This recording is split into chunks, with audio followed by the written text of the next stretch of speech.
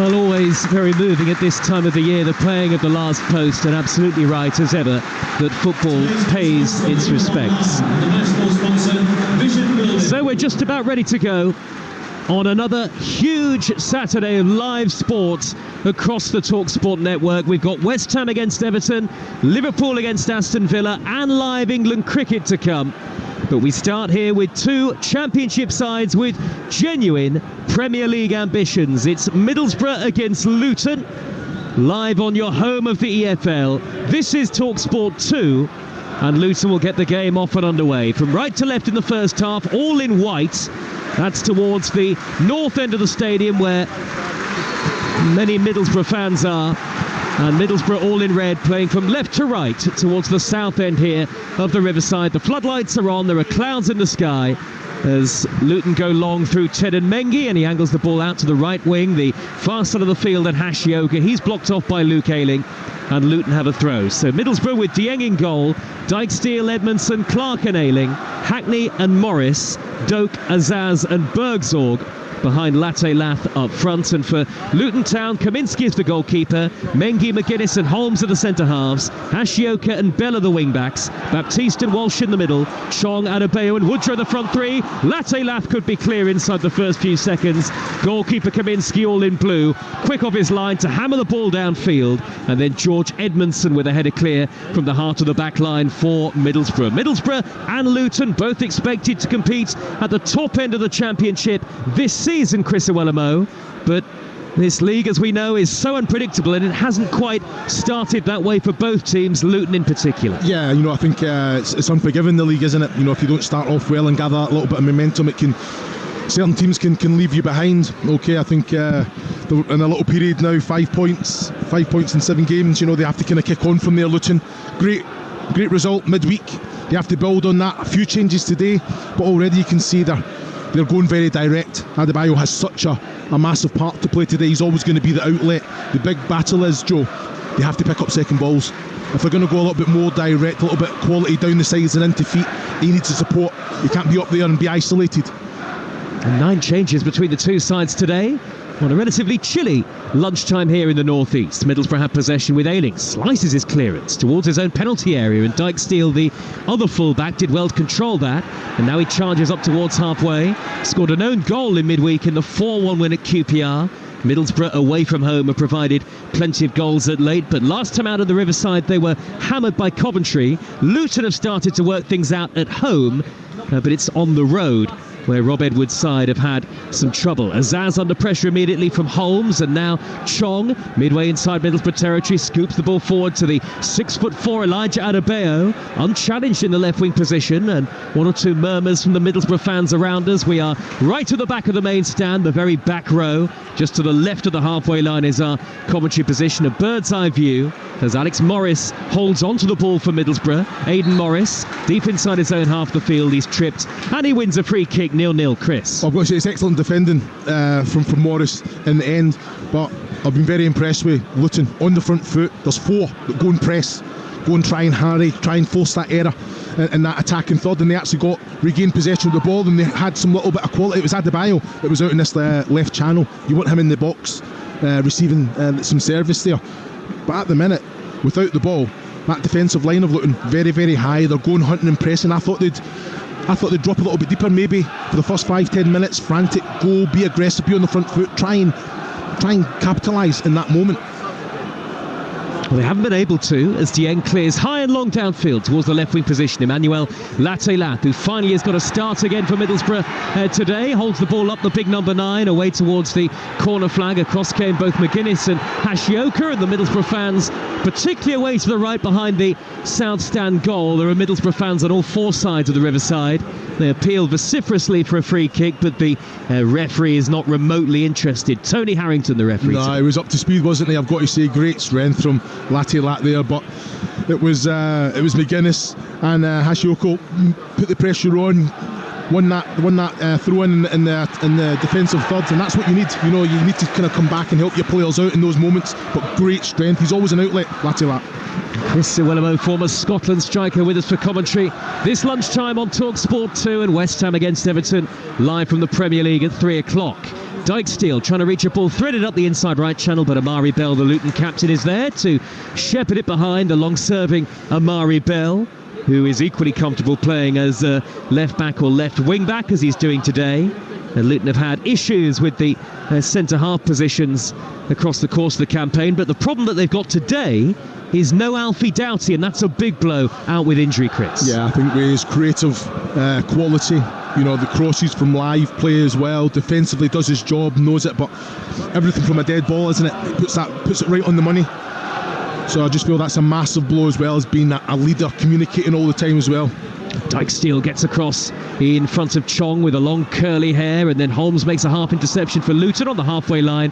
Luton quickly win possession back. Michael Carrick and Rob Edwards on the edge of their respective technical areas. Chong charges down the left-hand side, flicks up a lovely cross into the penalty area. Ayling is there to clear away for Middlesbrough. Nobody in white for Luton quite timed the run well enough. Adebayo and Woodrow are decent in the air. No one was anywhere near the cross though. It's an excellent tempo though, isn't it? Both teams 100 miles an hour on the front foot. Can they pass forward? Okay, they're losing possession because they're trying the hard pass. Both teams are going to that, but great quality from Chong down this left hand side from Luton. He's on the ball again here. 0-0 the score. Chong has peeled away out into the left wing position, as you say, Chris. And now Bell with the gloves on, back to Holmes. Holmes midway inside Middlesbrough territory. Square ball to Liam Walsh, who's dinked the ball wide to the right-hand side. A clever pass, well controlled by Hashioka. Early cross deflected away. It came off Bergzorg. Now the loose ball is retrieved by Mengi, and Luton have started the better inside the first 6 minutes. Cross in by Walsh, high to the back post. It's overhit. Woodrow is unable to keep it in play this time. Doak is trying to shepherd the ball out of play for a throw on the near side, and he's done that. Middlesbrough throw in their right full-back position, but the visitors look brighter early on, don't winning they? the second balls, that's the thing. Every time it comes into that middle third or coming out the Luton attacking third, boom, they're on it, making sure that they're keeping that pressure on. Middlesbrough, okay, they're defending the lines, they're getting those clearances in, but they're having to defend straight away again. So important from a Middlesbrough point of view. Can Morris, can Hackney, can Azaz come back and start doing a little bit more, picking up those second balls?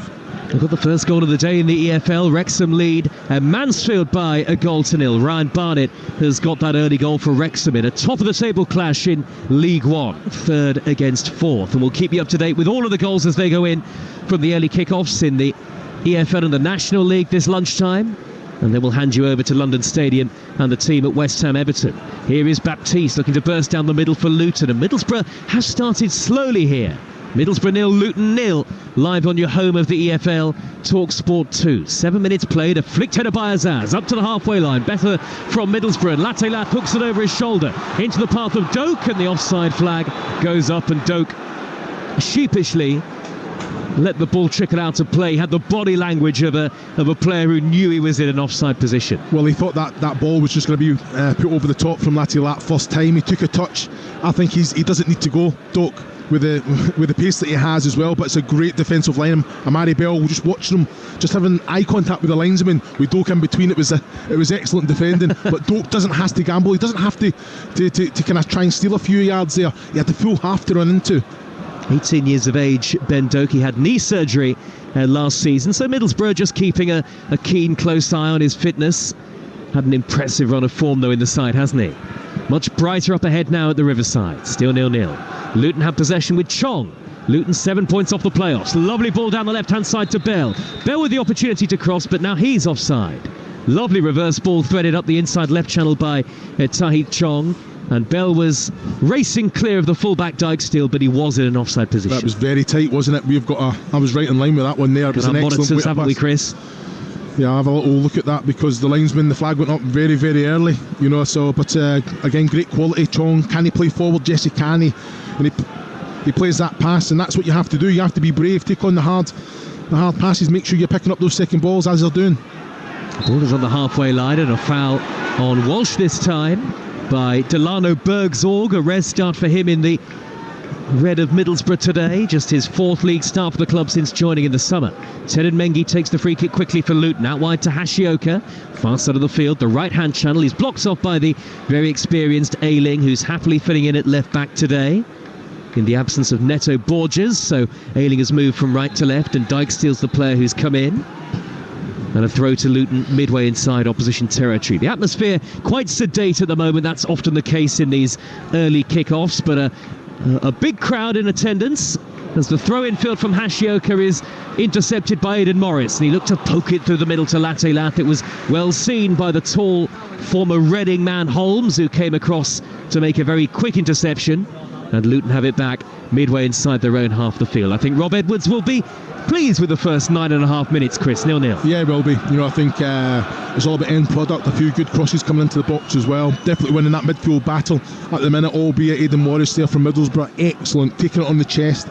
There's so much room in behind because the defensive line's so high. Latte Lath, if the ball is right, he's going to get some joy. It's just about that quality of pass. Isn't it amazing, Chris? You look at the two head coaches on the touchline, and Ollie Klink mentioned it before the game. Second and fourth longest serving managers in the Championship, respectively. Ball up the middle by Hackney, back from suspension. That's overhit, and Latte Lath can't reach it. It's amazing, isn't it? Really? Yeah, it is, and that's just, all you want, I think, as a manager is that support and stability, so you can implement your ideas. And as a player, you want that as well. I'm just saying there, what about Kaminski? He's playing as the sweeper.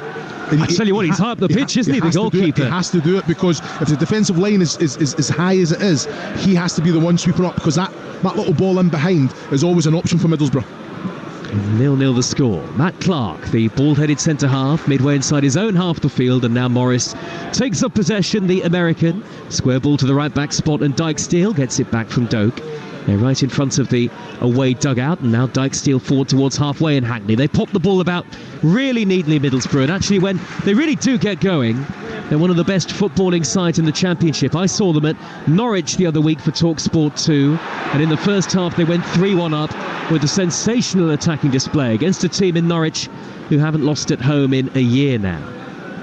But, as is their inconsistency, they were pegged back and it finished 3 apiece.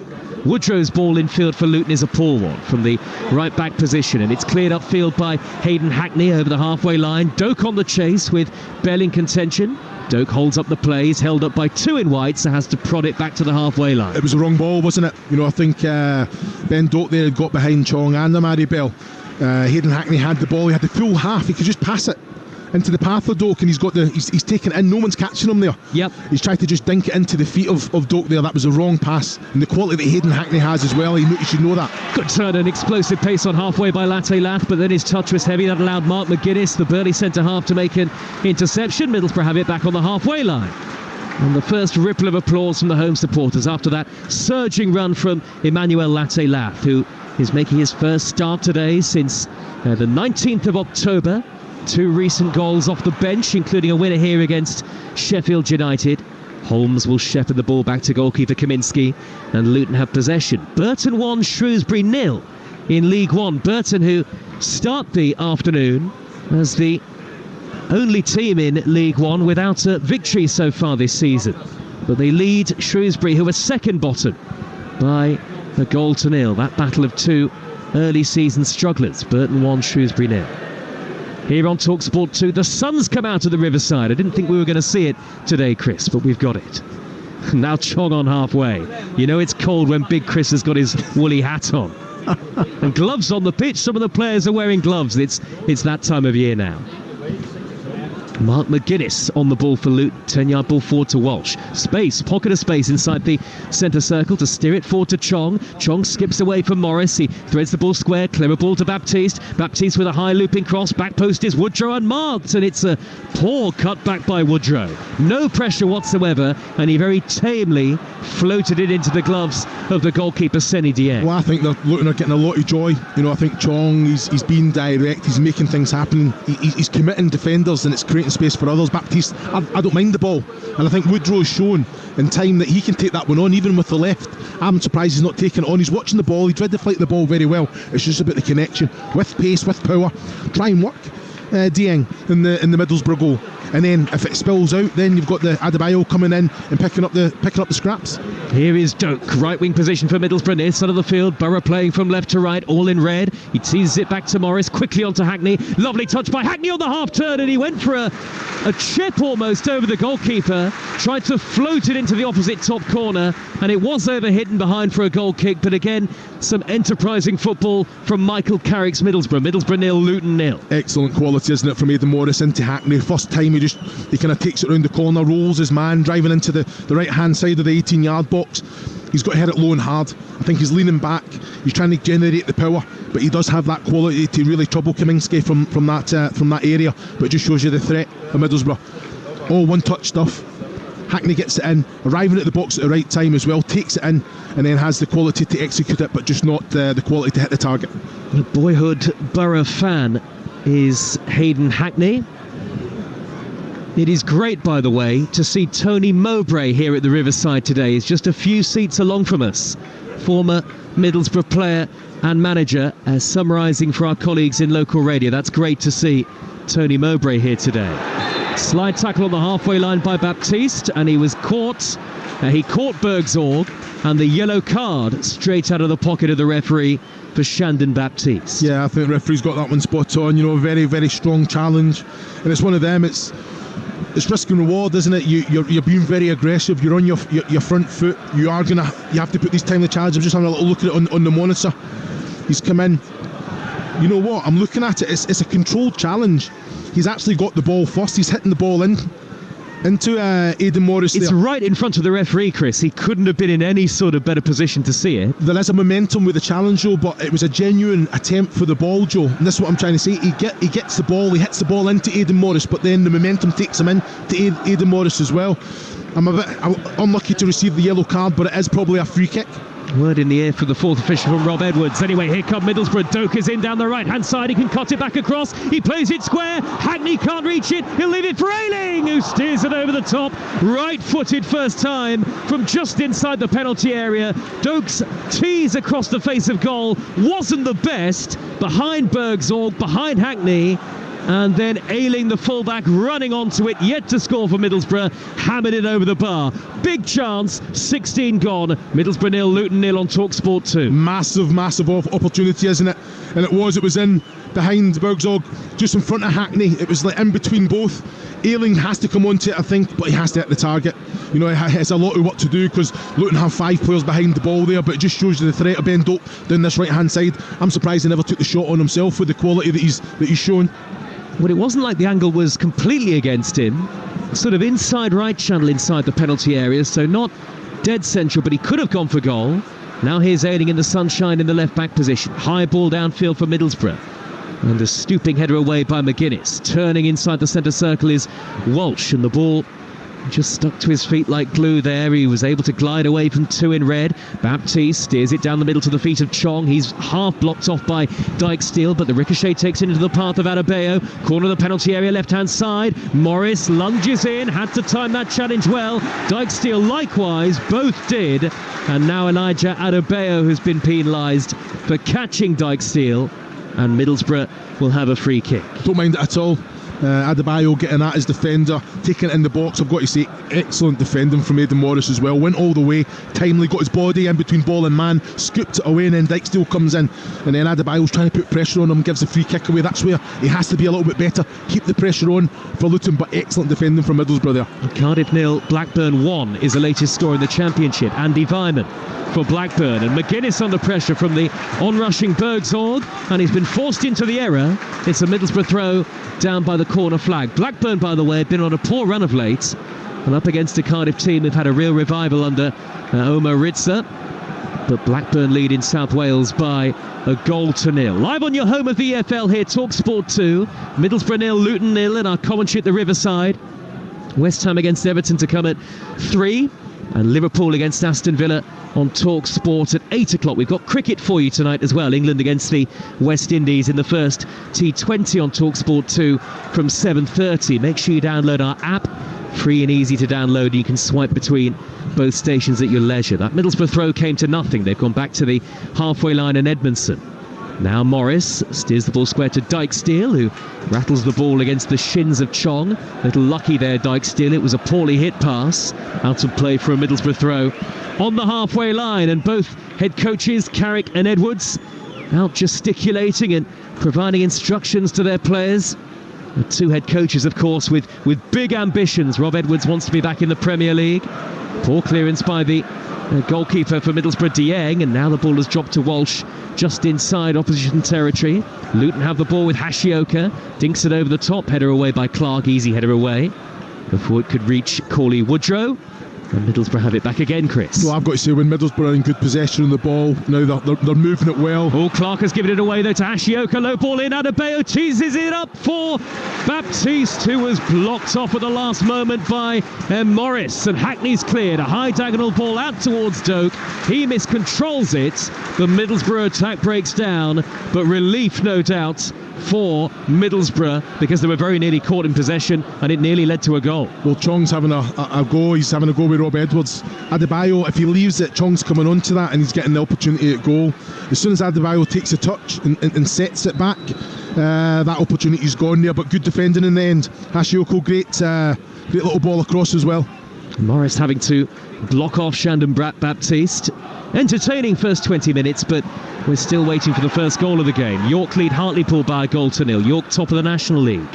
Clark inside the centre circle, thunders the ball downfield for Middlesbrough, all in hope rather than expectation. Doak will reach it though in a tangle of legs. He's held it up brilliantly away from Bell, down by the corner flag. He was surely being held. Referee plays the advantage. Excellent forward play by Doak, and he was certainly not fancied in that tangle with the much bigger Amari Bell. But Middlesbrough keep possession, and now they switch the ball from right to left to the far side, and Latte trying to peel away from Ted and Mengi. Mengi gets back at him, holds up play down by the dead ball line, and he shrugs aside Latte, who ends up falling to the floor. Ironic cheers from the Luton supporters in one corner of the ground. Then it's scooped high downfield by George Edmondson, header away from Hashioka for Luton. Middlesbrough have it on the halfway line with Dijksteer. Wide to the near side, and Doak again, who looks more likely than most, the 18-year-old, to make things happen so far today. 0-0. Yeah, he's been good, hasn't he? You know, I think good energy as well. Just decision making when he does get into that box and the opportunity presents itself. Could have taken a couple of shots on, even the little cutback that was probably the best opportunity so far. Just the way to pass was incorrect, wasn't it? But he's always looking into getting behind. Clearance away by Mengi for Luton on the halfway line. Now Adebayo with his back to goal. He's about 30 yards out, right of centre. Finds Hashioka coming forward. Now on the far side, the right is Woodrow, almost hugging that touchline. Now Baptiste back to Walsh. Need football in the middle of the park from Luton, but Middlesbrough have got everybody in red behind the ball now as we head towards the midway point of the first half on Talksport 2. Hashioka, high looping cross. Adebayo chests it down towards Chong, smuggled away by Hackney this time for Middlesbrough. Now Luton retrieve it with Walsh. Pirouettes away from Bergzorg neatly. Made that look easy, did Walsh. And then Bergzorg slides in on Bell, and the Middlesbrough fans are furious. They're up out of their seats in front of us here because Luton have a free kick midway inside opposition territory. Sort of left wing position. And a dangerous area, this, Chris Iwelumo. Not a free kick in my opinion. You know, I think Bergzorg slides, all control of the ball, and again just kicks the ball into Bell there. You know, Do you think good old-fashioned robust challenge? I just think the referee, you know, he has pulled them up a few challenges where it's a genuine attempt for the ball. Bergzorg actually gets the ball, and there's a contact. There's no contact with the bell whatsoever. Yep. There's a coming together, but it's a fair and genuine attempt for the ball there. But they have to capitalise, they have to defend from this. Luton have sent the centre halves, Holmes, Mengi and McGuinness forward. Plenty of height inside the penalty area for Baptiste to aim at. Right-footed high, deep in-swinging cross to the back post, and up came Seny Dieng, the goalkeeper, all in bright yellow to pluck it out of the air. Middlesbrough 0, Luton 0. That's what you want from your goalkeeper. Those moments when the ball's right on the money, you're having that defender, he has to come out good hands. It just instills confidence in that defensive unit. I tell you what, he was brilliant in midweek, wasn't he, Chris? It was a 4-1 win at QPR, but it could have been a lot closer, but for the way that Middlesbrough were clinical and for the form of their goalkeeper. Yeah, it plays a massive part, doesn't it? You know, I think it was 2 late goals, wasn't it, from Middlesbrough as well? But it was. The goalkeeper has a job to do, and that's what he'll say. You know, I'm just doing my job, but some fantastic saves. Tommy Conway and Riley McGree both left on the bench today. That will have been a surprise. I think certainly that both were on the bench. Maybe we might have anticipated one of them being left out. But I think for some Middlesbrough fans that might have caused some consternation. On the halfway line for Middlesbrough is Azaz. Early ball down the middle. Poor clearance by McGuinness. Casual. Fell to Latte Lap and he hit it early towards Bergsorg, and Ted and Mengi read it well. Luton have the ball back again. Nudged forward over the halfway line by Baptiste with the red boots on to find Woodrow. A rare start for Woodrow in the league for Luton today, and they are slowed down as Middlesbrough get men back behind the ball. But that's another big opportunity for Middlesbrough. Latte, he has a full half to run into and he tries to play it. First time I think he can drive, commit. Mengi, as soon as he comes towards you, then you can release. It's just one of them. He's trying to force the pass, trying to do all one-touch stuff. Commit, be aggressive, drive with the ball, commit your opposition player. Still 0-0 on another busy weekend of EFL action on the Talksport network. Ball back from Walsh to his goalkeeper Kaminski, who brought you Watford 1, Oxford 0 last night, and we've got the Steel City derby for you tomorrow afternoon, 12:30 kickoff, United against Wednesday, for the biggest sporting day in the calendar in Sheffield.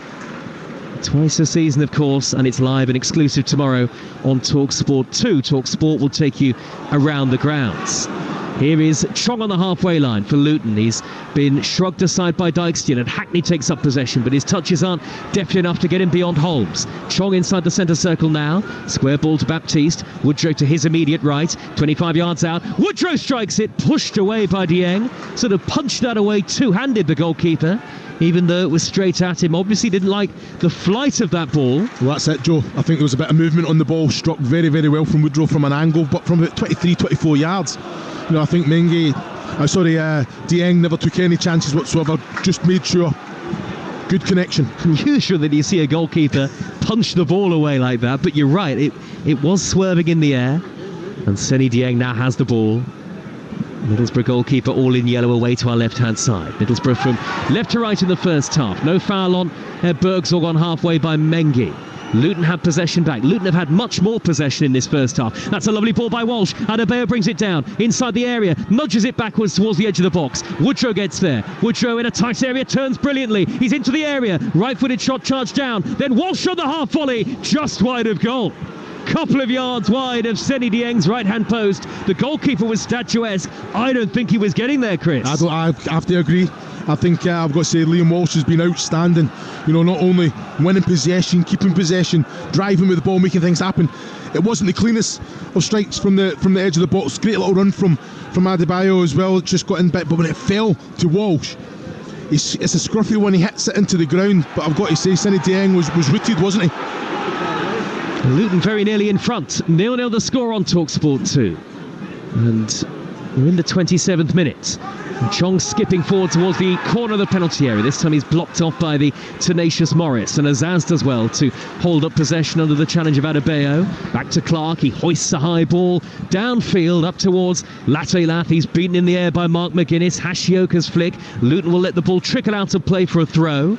Far side there, right wing position. Stoke 0, Millwall 0, a latest score in the Championship. Blackburn lead at Cardiff by a goal to 0. In League 1, Burton 1, Shrewsbury 0. Wrexham 1, Mansfield 0. Goalless between Harrogate and Morecambe, and Salford and Carlisle in League 2. And in the National League, Aldershot 0, Wilston 0, and York lead Hartlepool by a goal to 0. York City, who are top of the National League. You're up to date on Talksport 2. West Ham against Everton is our Premier League commentary at 3 o'clock live from London Stadium. High diagonal ball by McGuinness for Luton. Good header away by the retreating Ayling. Diligent defensively there, the former Leeds man. Ayling forward now with his right foot up to halfway. Can't find either Latte Lath or Azaz. Mengi there to win it back for Luton Town, who you have to say have started pretty well, given their dreadful away form, Chris, which obviously goes back to the back end of last season in the Premier League, but even in the Championship this year, it's only one win on the road so far. Chong, dispossessed though by Morris. No foul given. Morris raiding down the near side of the right. Corner of the penalty area. Cuts it back towards Bergsorg. And that was a very good interception. Lunging across by McGuinness. And that Middlesbrough attack comes to an end. Chris Wellerman. Yeah, another opportunity, isn't it, Morris? I think he has to be direct. He's driving into the 18-yard box, waiting for for a player to kind of make his mind up. Go be aggressive. Go and get yourself in. Get your shot away yourself. If no one, you don't commit a Luton defender. He's trying to find someone else. I think he's been excellent as well. I think more so defensively with the ball. He's getting into right positions, breaking down the Luton attack. But there he had a real good opportunity. Doak goes on the outside of Bell, crosses in low, and again McGuinness is there, sliding in to turn it behind from Middlesbrough corner. End product, Ben Doak, isn't it? Every time he gets the ball, he's a threat, and that's what you want. He's making Luton defend.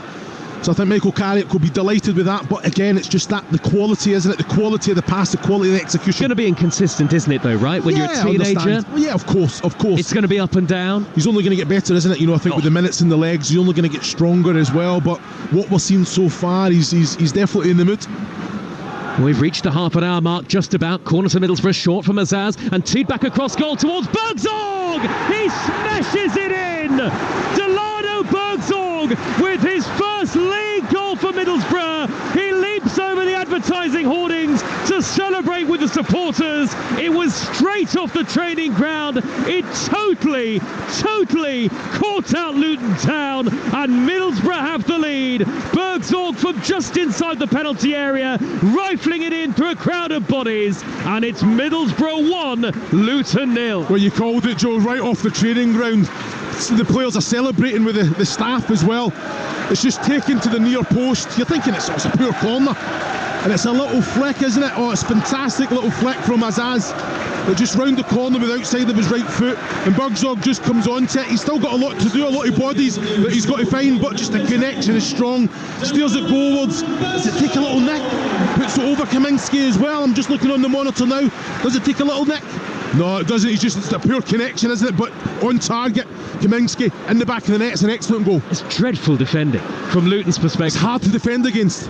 I think that little near post corner, Azaz is onto it. He knows exactly what he wants to do. Just a deft touch with the outside of his right boot that puts it towards the penalty spot, and then players arriving at the right time. Great little connection. Steer it goalwards. It's always going to be difficult for the goalkeeper to get anything on it with the bodies as well. And that a goal that, as things stand, would take Middlesbrough at least temporarily into the Championship playoffs. Of course, plenty of football still to be played over the course of this afternoon, and we'll have it all for you on the Talksport network. Overhit pass by Azaz, but it could turn into a good ball for Doak down by the corner flag, and he's kept it in play. Middlesbrough lead by a goal to nil on Talksport 2. Doak trying to take on Bell. He's got the beating of him, which is rare for Amari Bell when you look at his one-on-one record against wingers on that right side. Here is Dijksteel for Middlesbrough, midway into opposition territory. Luton have had to get everybody back behind the ball now, defending the goal away to our right-hand side. And their defence has been breached by Delano Bergzorg. His first league goal for Middlesbrough, as I say, had scored in the League Cup coming into this afternoon. Good turn by Doak infield from the right. He looks such a tricky, nippy player. He's laid it square to Bergzorg, 25 yards out, thinks about the left-footed shot, shimmies back inside, then back out to the left. He plays the ball into the path of Ayling, right-footed cross, Latte Lath is there, goalkeeper and defender collide, the ball bounces up and Kaminski gathers. McGuinness, Kaminski sandwiching Latte Lath there, and the Middlesbrough number 9 has gone down hurt, and the referee's had to stop the game. Chris Wellerman. So it's a penalty kick. It's a penalty kick no matter how you want to look at it. Just wait until you see this on the monitor.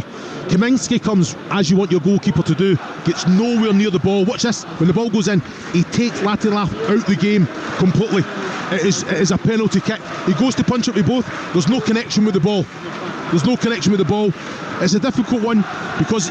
Do you remember Andre Onana against Wolves at the start of last season, where he went, as you say, to punch the ball away, got nowhere near his opponent? There were words on the near side touchline. Jonathan Woodgate, the Middlesbrough assistant manager, is speaking to the fourth official, but there wasn't any inkling whatsoever that the referee would give a penalty. What I will say, Azaz has played it through to Latte Lath, who suddenly might be in on goal. He's beyond Mengi, left edge of the penalty area. Mengi gets back. The loose ball has dropped to Hackney. Corner of the 18-yard box. Middlesbrough turning on the style now. They lead by a goal to nil. 33 minutes gone, and Luton have struggled to respond since conceding that goal. Bergzorg, the scorer, left wing position. He's got Ayling on the overlap, skips infield instead. Lovely run by Bergzorg. Eventually he's blocked off by Walsh, who is tripped by Azaz.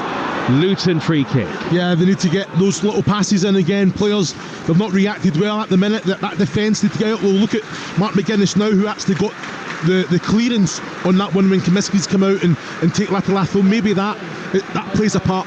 You know, if the ball just is dropping around, but because he got a very, very good, strong defensive header, it should make a difference. If Kaminski doesn't touch the ball and he takes Latalath out, it's a penalty kick. You can't just come out and clean out. If you get a connection with the ball, then I understand it, but you got nowhere near the ball there. Luton just have to keep doing what they were doing, get those. Now Liam Walsh has to get on the ball, you know, Baptiste has to get on the ball, those little passes in. But at the Middlesbrough, they smell the blood, don't they? They're going for the kill. Well, Rob Edwards has said that Luton have had some very good performances at home of late, but again, as we've mentioned, that those results on the road have been a big issue for them. Here is McGuinness. Luton trail by a goal to nil. Forward by McGuinness, high up the left-hand channel, and the offside flag, as I expected it to do, goes up against Adebayo. We were near enough right in line with that, about halfway inside the half to the left, and level with the assistant referee as he puts that lime green flag up into the air. Middlesbrough leading 1-0 on Talksport 2. I wonder what Michael Carrick has made of the first 35 minutes. Well, I'll be delighted that Middlesbrough are in front. I think been second best. I think having to defend well. They've had little flashes. I think Ben Doak, especially down this right hand side, is getting a lot of joy, albeit that creative quality and that attacking thought is probably can be improved. But 1-0, it'll be job done. Now can they implement their style, their game, get on the ball, really make it difficult for Luton to have any foothold in the game. A little flick by Latalath, but he can't get beyond Mengi. Mengi turning back towards the far side touchline, and he put himself under unnecessary pressure there, the centre half, and Latalath, with all of his pressing ability, manages to force the error, and it'll be a throw. Remember how prolific he was in the Championship last season, Emmanuel Latalath. 16 goals, 18 in all competitions, and 3 for the season so far, but he has found form of late, certainly off the bench. Middlesbrough a goal to the good. Ayling down by the corner flag. 9.5 minutes of normal time remain in the first half. Little nutmeg by Hackney into the path of Bergsorg. This time he's blocked off by Mengi. The loose ball was retrieved by Matt Clark, who's there to win a throw for Middlesbrough in front of that single-tiered east stand on the far side of the field. The Luton fans are huddled together in the southeast corner near one of the big electronic scoreboards. Hackney back to goal, plays the ball back to Ayling, skips infield, he's 10 yards from the edge of the area, crossfield ball left to right, over the head of Bell. Doak couldn't quite get there this time, but again the Middlesbrough fans behind the goal applaud his intent, and Delano Bergsorg certainly celebrated in style, didn't he, Chrissy? He jumped over the hoardings and into the front row. Yeah, first league goal, he'd be absolutely delighted. You know, I think what he does, how he presents himself, how he plays, he's been very, very good today. More so that kind of defensive aspect. He's got to drop in, he's got to be disciplined. But you're looking at Ben Doak on the opposite side. You know, I think all the players, they know that they can go out there first time, they don't even look. They know that he's hugging the touchline, he's wanting the ball, he's going to chase everything down. Just the quality just needs to be better out to him. He is making poor balls into good balls because of the athleticism that he has, the pace that he has. Worth just saying, Delano Bergsorg was booked for his celebration. Morecambe, bottom of the Football League, but they lead at Harrogate by a goal to nil. Well, yes, I would agree with you. I would agree. Nothing wrong with that celebration for me. It's what we want to see, isn't it? A little bit of passion. That's what the fans love to see as well. But I understand certain celebrations and messages and shots going up and that. I understand that they've got to kind of try and zero tolerance. Rhys Williams has scored that Morecambe goal away at Harrogate Town, not too far from here up in the northeast. Foul on Bergsorg by Mengi. Bergsorg backpedaling and Mengi hauls him to the ground. There are no appeals from the Luton centre half, and Luton have looked really flat in the 7 or 8 minutes since conceding the opening goal. Middlesbrough have been dominant territorially. They're suddenly seeing much more possession, and they've got a free kick 15 yards into opposition territory. I think you have to make a decision, Joe. You know, you concede that goal probably against the run of play, then you have to kind of be a little bit more solid to make sure that you don't concede again in that probably 5-10 minutes afterwards. You'd like to kind of implement your style, be on the front foot as Luton were. So I think it's just organisation, the likes of Mark McGuinness. Zaz with a high free kick, floated to the back post, poorly hit. It was angled almost towards the corner of the penalty area, and thundered up into the cloudy skies by Amari Bell. Now it's chested down by McGuinness for Luton. Holmes back to his goalkeeper Kaminski, who had little chance with the goal. It was through a crowd of bodies and Kaminski would have been unsighted. Long he goes upfield towards Adebayo. A neat chest back into the path of Woodrow. 10 yards into the Middlesbrough half. Now Walsh steering it backwards to Mengi again. Luton haven't created a great deal, have they? Just that one effort from Walsh, who's on the ball now, right of centre, just inside the Middlesbrough half. Latte Lath slid in with a dreadful challenge. The referee points at him, as if to say, I might come back to you for that once this run of play is over. Bell down by the left edge of the penalty area. Clearance by Dijksteel. That'll drift out of play. I don't think there is going to be any further punishment for Latte Lath. Maybe just a talking to from the referee. And Middlesbrough have a free kick in the right back spot. Even at 1-0, 6 minutes of the first half to go, Chris, that they look quite comfortable here, Middlesbrough. No, they do, but you've got to remember the games that they've been completely in control. You're right, yeah. Away. There's definitely been work done on the grass. They have to manage the game a little bit better. They don't have to go gun-ho and try and get that second. It's about being patient in the build-up, playing through the thirds, creating those opportunities. But when they don't have to, the way to think about it, Joe, they do not have to score again to win this game. They just have to defend well, and I think they have to implement that into their identity as well, into their DNA. Well, so far so good for Middlesbrough. West Ham against Everton is our Premier League commentary at 3. Talksport tonight will bring you Liverpool against Aston Villa, the league leaders Liverpool, from 8 o'clock, live and exclusive over on Talksport. Holmes under pressure for Luton, and Middlesbrough won it back, but then it's given away by Azaz. Tried to steer it square, when intercepted by Walsh, who's probably been Luton's best player in the first half. Woodrow then turns the ball square neatly and infield to Chong, but he's tackled by Dijksteel.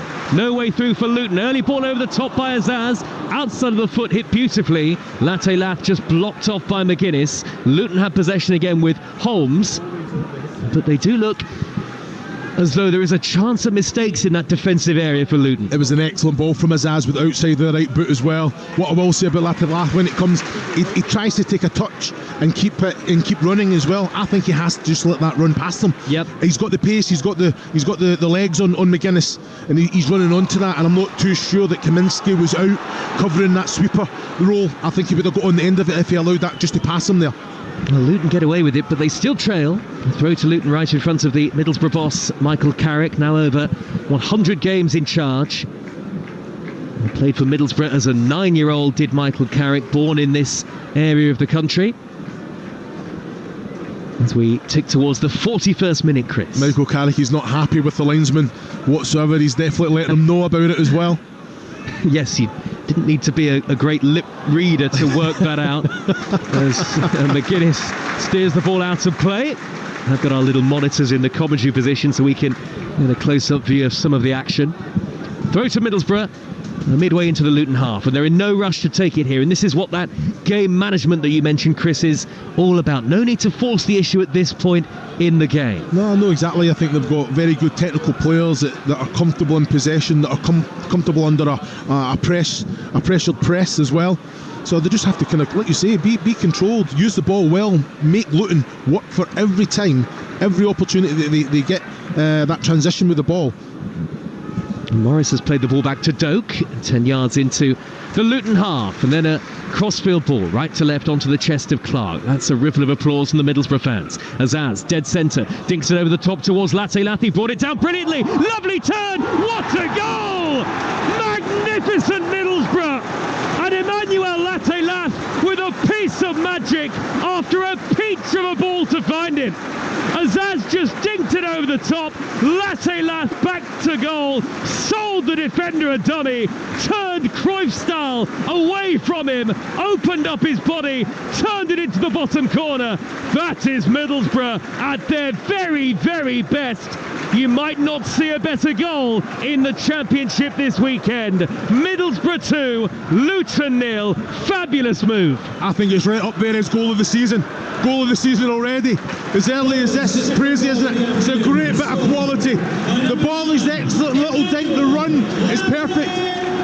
He's getting marshalled very, very well. Great little dink over the top from, I've got to say, Azaz here. He takes it on the chest, but the control to just roll his man, cut inside, and just open up the goal, and then have the composure to slot it in the bottom left-hand corner. It's an outstanding finish from Latte Lath. Outstanding goal, on the bench erupted as well. What a goal. I'm saying goal of the season. Goal of the season, Joe, for me. Outstanding quality. Stunning for Middlesbrough, and Emmanuel Latte Lath, who's finding his form again. keeps this hot streak going, and Middlesbrough lead by 2-0 in fine fashion. Mengi is a very competent defender, but he made him look silly. And here is Bergzorg for Middlesbrough. Luton have suddenly got caught at the back, and there are red shirts streaming forward. Doak edge of the area, dribbles away from Bell and fires it near post, and the goalkeeper turns it away. Kaminski, 2 strong hands to it, and Luton are in danger of losing this game late in the first half. Still 90 seconds of normal time, plus added time to go. Hackney shoots from range, and that flies over the top. Middlesbrough into the groove, Chris Iwelumo. Yeah, well, I'm looking at Michael Carrick's reaction at Hackney. He's having a proper go at him as well there, in a real moment where they're using a lot, finding a lot of space. He doesn't have to have a shot from 30 yards. It's about him driving into that space, releasing the players around him. Latin is stretching the pitch every opportunity. So I can understand a little bit of frustration. It just shows you the demands that Michael Carrick's putting on the players, the quality, the squad that he has, the players that he's got. He knows they're better than what they're seeing. York 2, Hartlepool 0 in the National League. And what about this? Stoke 0, Millwall 1. Millwall on a wonderful run of form at the moment. As it stands, they're up to 4th in the Championship.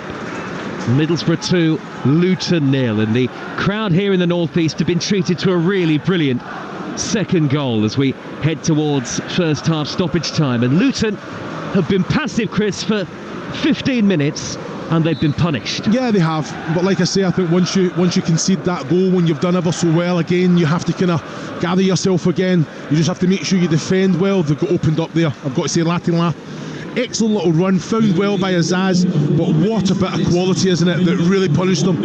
And what I was saying about Michael Carrick, he's putting those demands on the players. He's not happy at 2-0. He wants them to go, put them to the sword.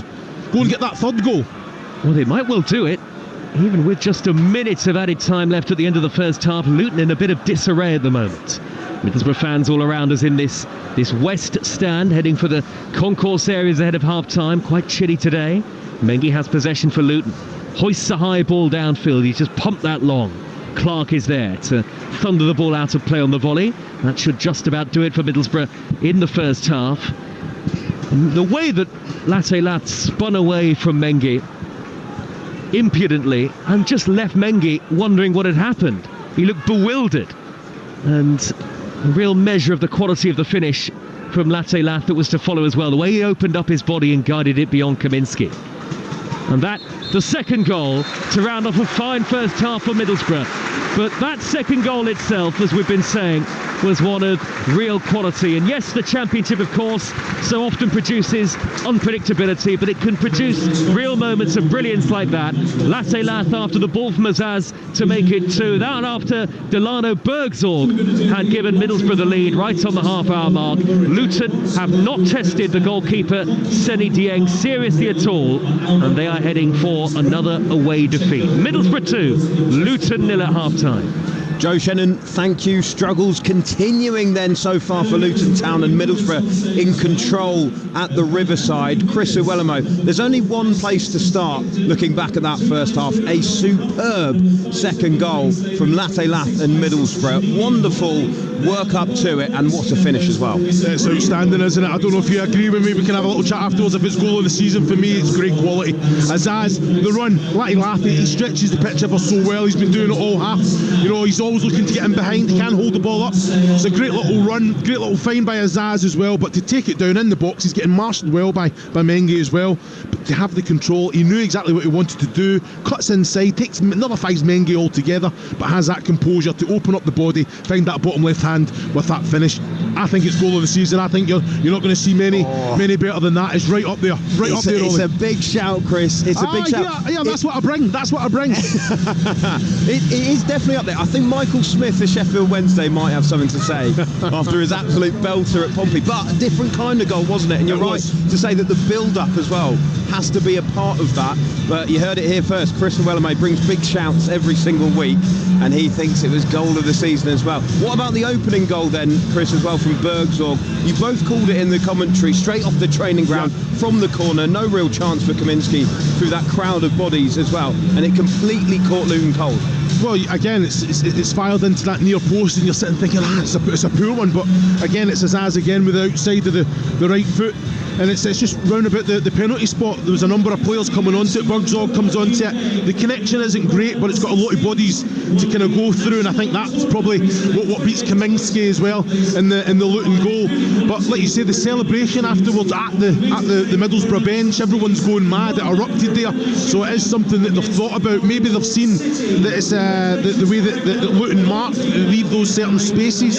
So again, it's something that's brought success, but it came against the run of play. A Luton side that were winning all the second balls, really making Middlesbrough having to defend well, kept the pressure on, but just never really created that clear-cut opportunity. I think it fell to Liam Walsh, but I think if he hit the target, it was definitely beating Sonny Dieng in the Middlesbrough goal. But so they have to lift themselves up, they have to go again. It's a difficult conversation to have, a few harsh words, but it's two moments of real quality from Middlesbrough, but then they grew. You've seen the quality that they have, technical players, they can control a game with the ball. You can't allow them to do that.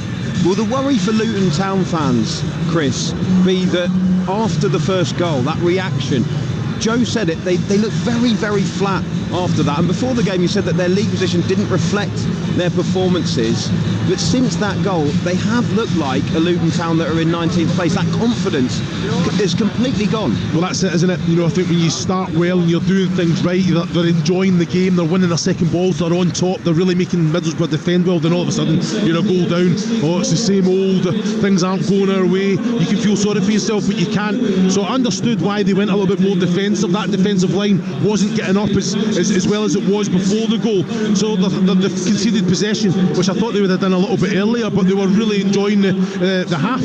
But they have to grow. They allowed Middlesbrough to get into the game. Real bit of quality players were finding spaces that they weren't finding before that first goal, and they got punished for it. So they have to come out, but this Middlesbrough side will expect this. You have to get in the face, you have to really capitalise on the opportunities that you're going to get. 18-yard box entries for Luton in that first half, Rob Edwards would have been happy with. But then when you're looking at the quality of the ball that came across to Adebayo, Chong has to put communication on it, and then he's getting an opportunity, a clear-cut opportunity at goal.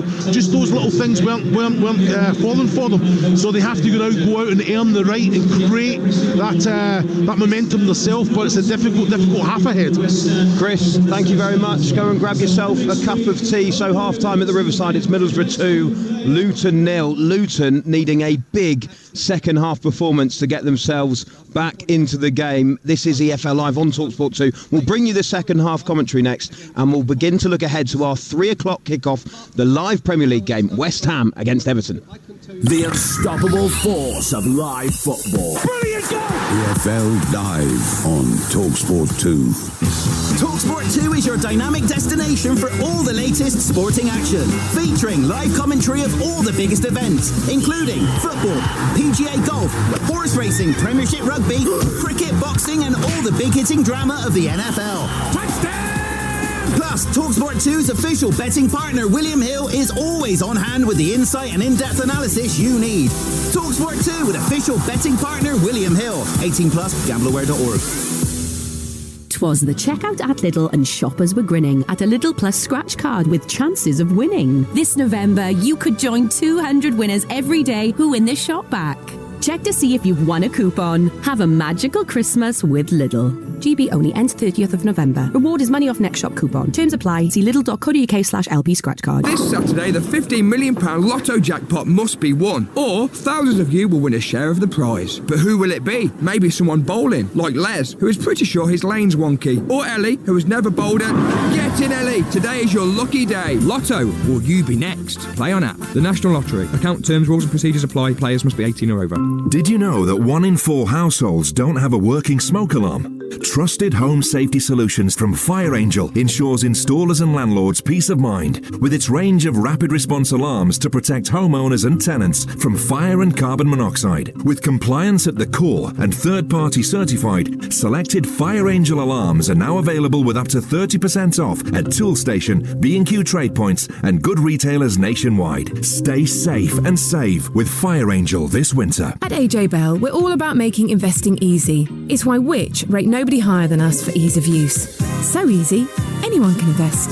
Your mum, your nan, a nun's nan, a nun's nan's mum, a man named Ron, Don, a dog named Dom, or a tomcat called Tom, a baker, a banker, a waiter, a tank engineer, even someone called Barry. Hello. Yes, an actual Barry. Can invest easily with AJ Bell. AJ Bell. Feel good investing. The value of your investments can go down as well as up. New Impact Sub from William Hill prepares you for those unexpected player subs by keeping your bet builder running for longer. So when you've backed your star man to have the game of his life, but the manager says he's done, your bet isn't. If your selected player comes off, we carry the bet onto the substitute. Enhance your big match bet builders with Impact Sub. That's proper value from William Hill. Available online and in shops. Selected competitions and markets. Cash out on online bets only. Available until players substituted. Full T's and C's apply. 18 plus. BeGambleAware.org. Hawksby and Jacobs on Talksport with Toolstation. Unfiltered football debate done right. Vatican City football team, Pep Swiss Guardiola. Big hitting cricket comment done right. Ricky Pontiff. No, yeah, Ricky. You can't have cricket. No, you can't have cricket. Knockout boxing opinion done right. That was a classic. Legendary. Entertaining afternoon radio done right. Well, some would say it's absolute news. Hawksby and Jacobs, weekday afternoons from 1 on Talksport with Toolstation for a job done right. It's the totally immersive football experience. Right foot it. Oh, what a goal! EFL Live on Talksport 2. Bowen, left-footed, scores! In the bottom corner! Nottingham Forest 3, 10-man West Ham 0. Horrendous day at the office for the Hammers. They need a freshen up, they need something, because this squad is underachieving massively. The fact they languish in 14th, that is not good enough for West Ham Football Club. We are talking about the top level competition, and each little detail is key. So, and this is not little detail, it's big detail. And it's back in the area. Calvert-Lewin! Brilliant goal! Mass exodus around us at Goodison Park. Everton 2, Bournemouth 3. Everton, it's happened again. 2-0 up, and once more they go away with nothing. And everyone knows now in football, if Everton get the first goal in the game, it's not over. And how big could this be? Southampton 1, Everton 0. You know where the football is. This is Talksport. Good afternoon, this is Game Day Live on Talksport 2. I'm Ollie Klink, thanks for joining us. It's currently Middlesbrough 2, Luton 0 at half-time in the Championship. Work to do for Luton. We'll bring you the second half live in just a moment. But coming up after the game at the Riverside is live Premier League action as West Ham take on Everton. We are live at the London Stadium, and I am joined by your commentator for this afternoon's game, Talksport's Ian Danter. Dance, how are you, sir? Good, thank you, Ollie. You all right? Yeah, very well, thank you. Now listen, 5 defeats in the first 10 games for Julen Lopetegui, and given the manner as well of that 3-0 loss against Forest last week, in your opinion, just how much pressure do you feel that Lopetegui's under heading into this game? Well, I think the pressure will ramp up if, as you just heard there from Jason Cundy and that little bit of audio there, if Everton were to score first here this afternoon, particularly if it's early, then this place can and might turn against Lopetegui. I mean, I saw the win here against Manchester United, and Perry, who's with us this afternoon, was with us too. And I've still no idea how West Ham won that game. Manchester United should have been 4-0 up, maybe even 5-0 up at half-time. Ends up just being 2-1 in the end to West Ham with that late Bowen penalty. And, you know, fair play to the West Ham players for sticking at it. But there's no discernible shift or change in the performances under a new manager that are going to get the fans thinking, oh, well, we don't have to worry about David Moyes anymore. Those days are gone. In that sense, was it always the wrong appointment then? Well, it didn't seem like an obvious fit. I know that Lopetegui's been waiting in the long grass since his dismissal. He decided to walk out on Wolves. He'd stayed living in the Midlands area and was just waiting for another Premier League opportunity to come his way. And West Ham, as far as he was concerned, fit the bill.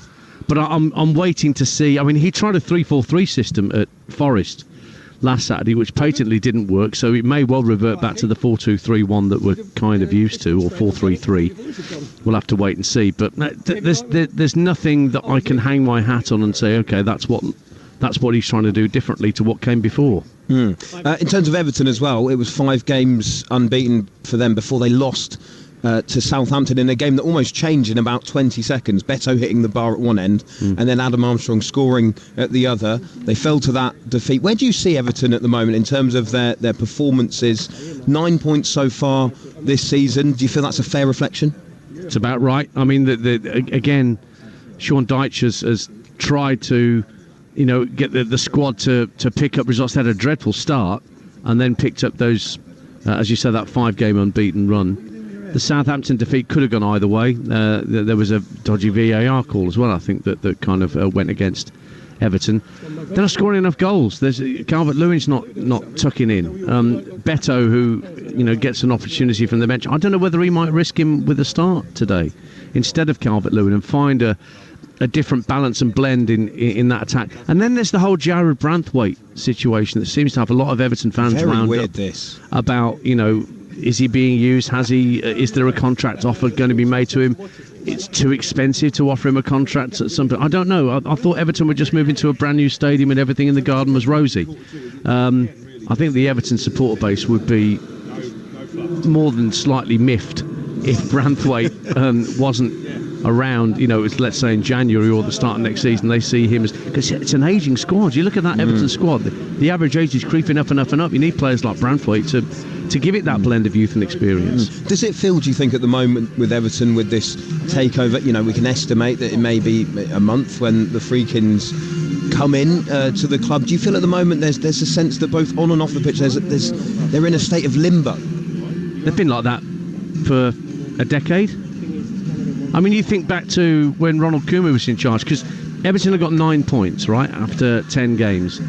That's their lowest since they got 8 points under Koeman in 2017, and he was sacked before they got to 10 games in charge. So there's an awful sense of familiarity about a start to the season like Everton are having, the Lampard seasons. It's just been a constant stream of annoyance for Everton fans that they never seem to be able to get themselves from looking over their shoulder at what's going on beneath them. Well, we are looking forward to the game. We'll be live here, kick-off at 3 o'clock. Dance, thank you very much indeed. Dance will be your commentator later alongside the former Arsenal winger Perry Groves as well. But for now, our focus is still on the Championship and Middlesbrough against Luton. Borough currently 2-0 up at the moment and cruising. Chris Iwelumo, as we look ahead to this second half, what do you feel that Luton need to start doing to get themselves back into this game? No, well, you're looking at it, I think they've got to just be a little bit more aggressive, a little bit more confident on the ball. Before the first goal, they conceded. That's exactly what they're doing. I see some changes coming as well. Well, Chris, thank you very much indeed. Let's head back to commentary of that second half. Can Luton hit back? Taking you through it all, former Watford striker Chris Iwelumo, but first your match commentator, Joe Shen.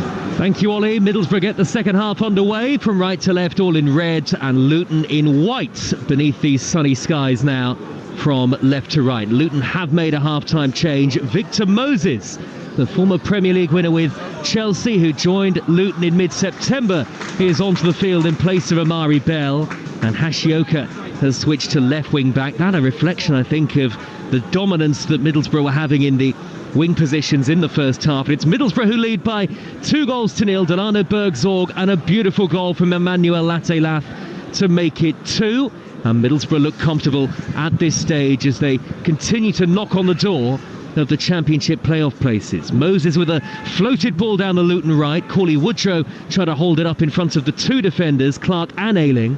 Clark pokes it back to Hayden Hackney, who'll shepherd it back to the feet of the goalkeeper, and Dieng, under a bit of pressure, is able to clear. So Middlesbrough, Dieng in goal, Dijksteel, Edmondson, Clark and Ayling, Hackney and Morris, Doak, Azaz and Bergzorg behind Latelath, and for Luton, Kaminski in goal, Mengi, McGuinness and Holmes. Now Moses and Hashioka as the wing-backs, Baptiste and Walsh in the middle, and Chong in support of Adebayo and Woodrow up front. I'll give you the benches as well as Luton go back to goalkeeper Kaminski. Middlesbrough have Bryn, Barlassa, Fry, McGree, Jones, Howson, Hamilton, Conway and young George McCormick on their bench. And for Luton, Krul, Anderson, Kraus, Morris, Nakamba and Panzu, Clark and Brown. So, while it is 2-0 to Middlesbrough, Chris Iwelumo, both head coaches have still got plenty of options. What do you make of the change to bring on Victor Moses? Yeah, well, it just shows you how dominant I think Ben Doak, the problems that he's been causing down that right-hand side.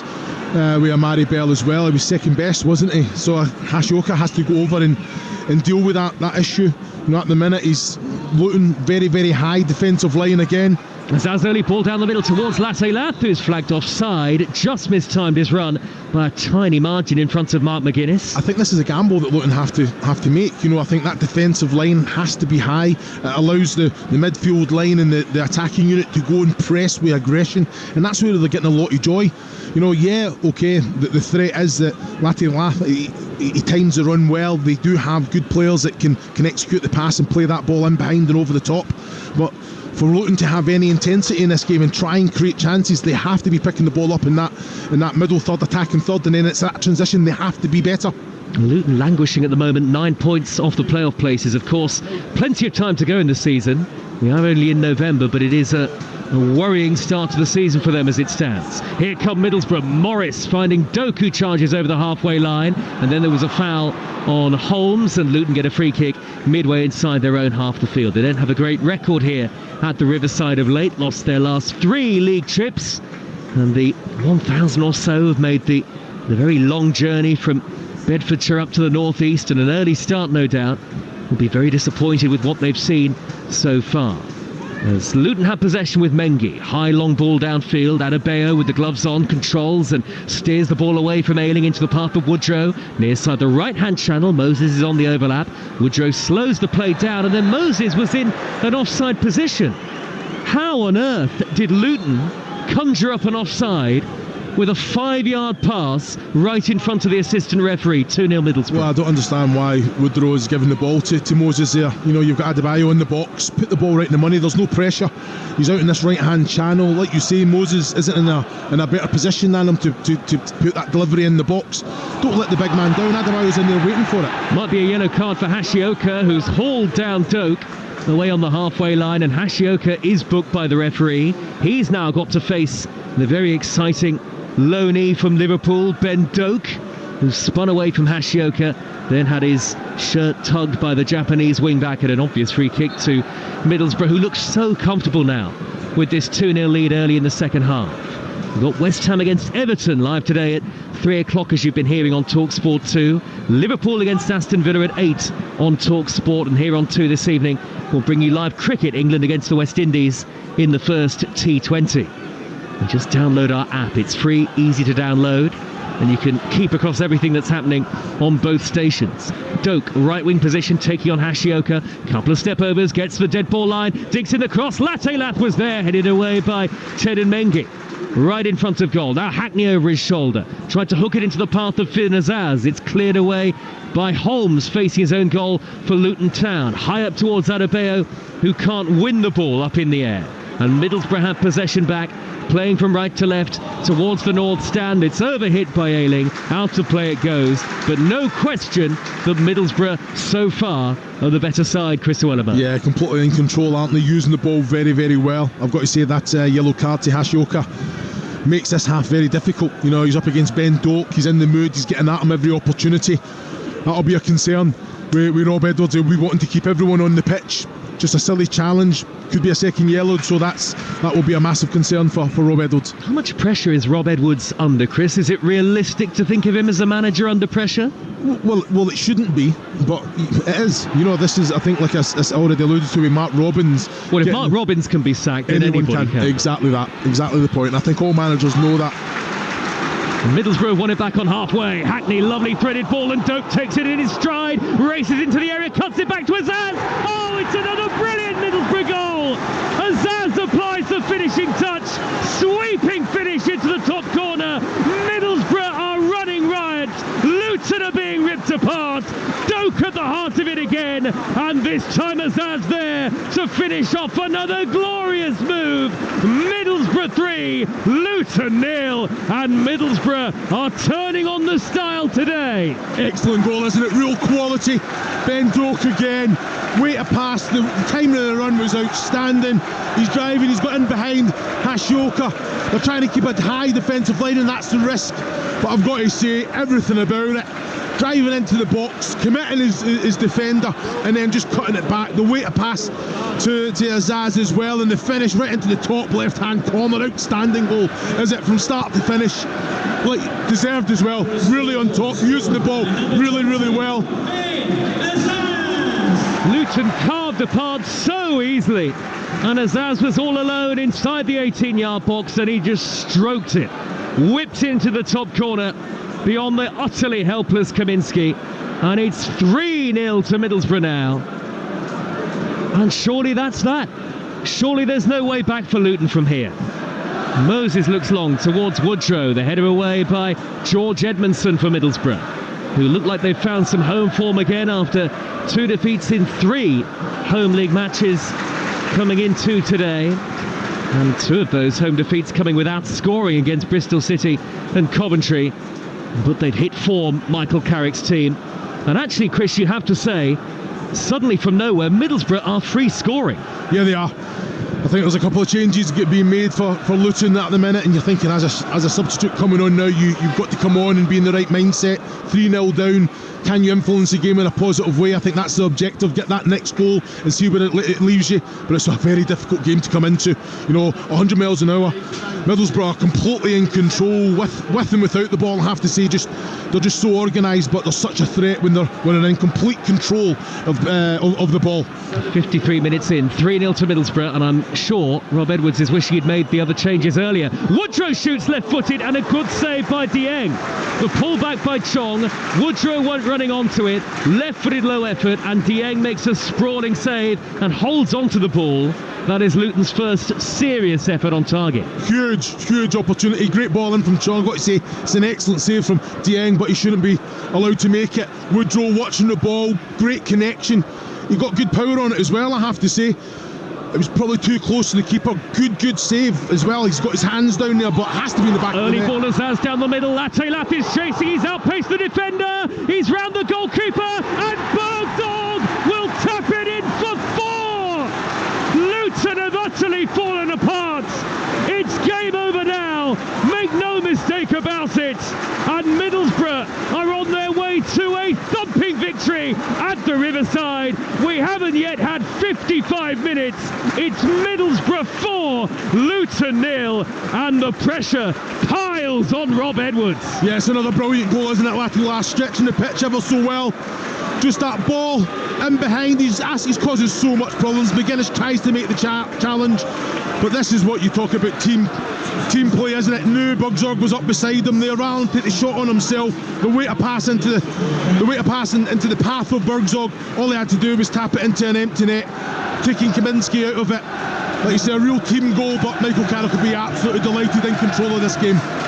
For the Luton changes, 2 further changes. They're too little, too late. Off go Woodrow and Baptiste, both of whom have been utterly anonymous. And on come Carlton Morris and Tom Krause.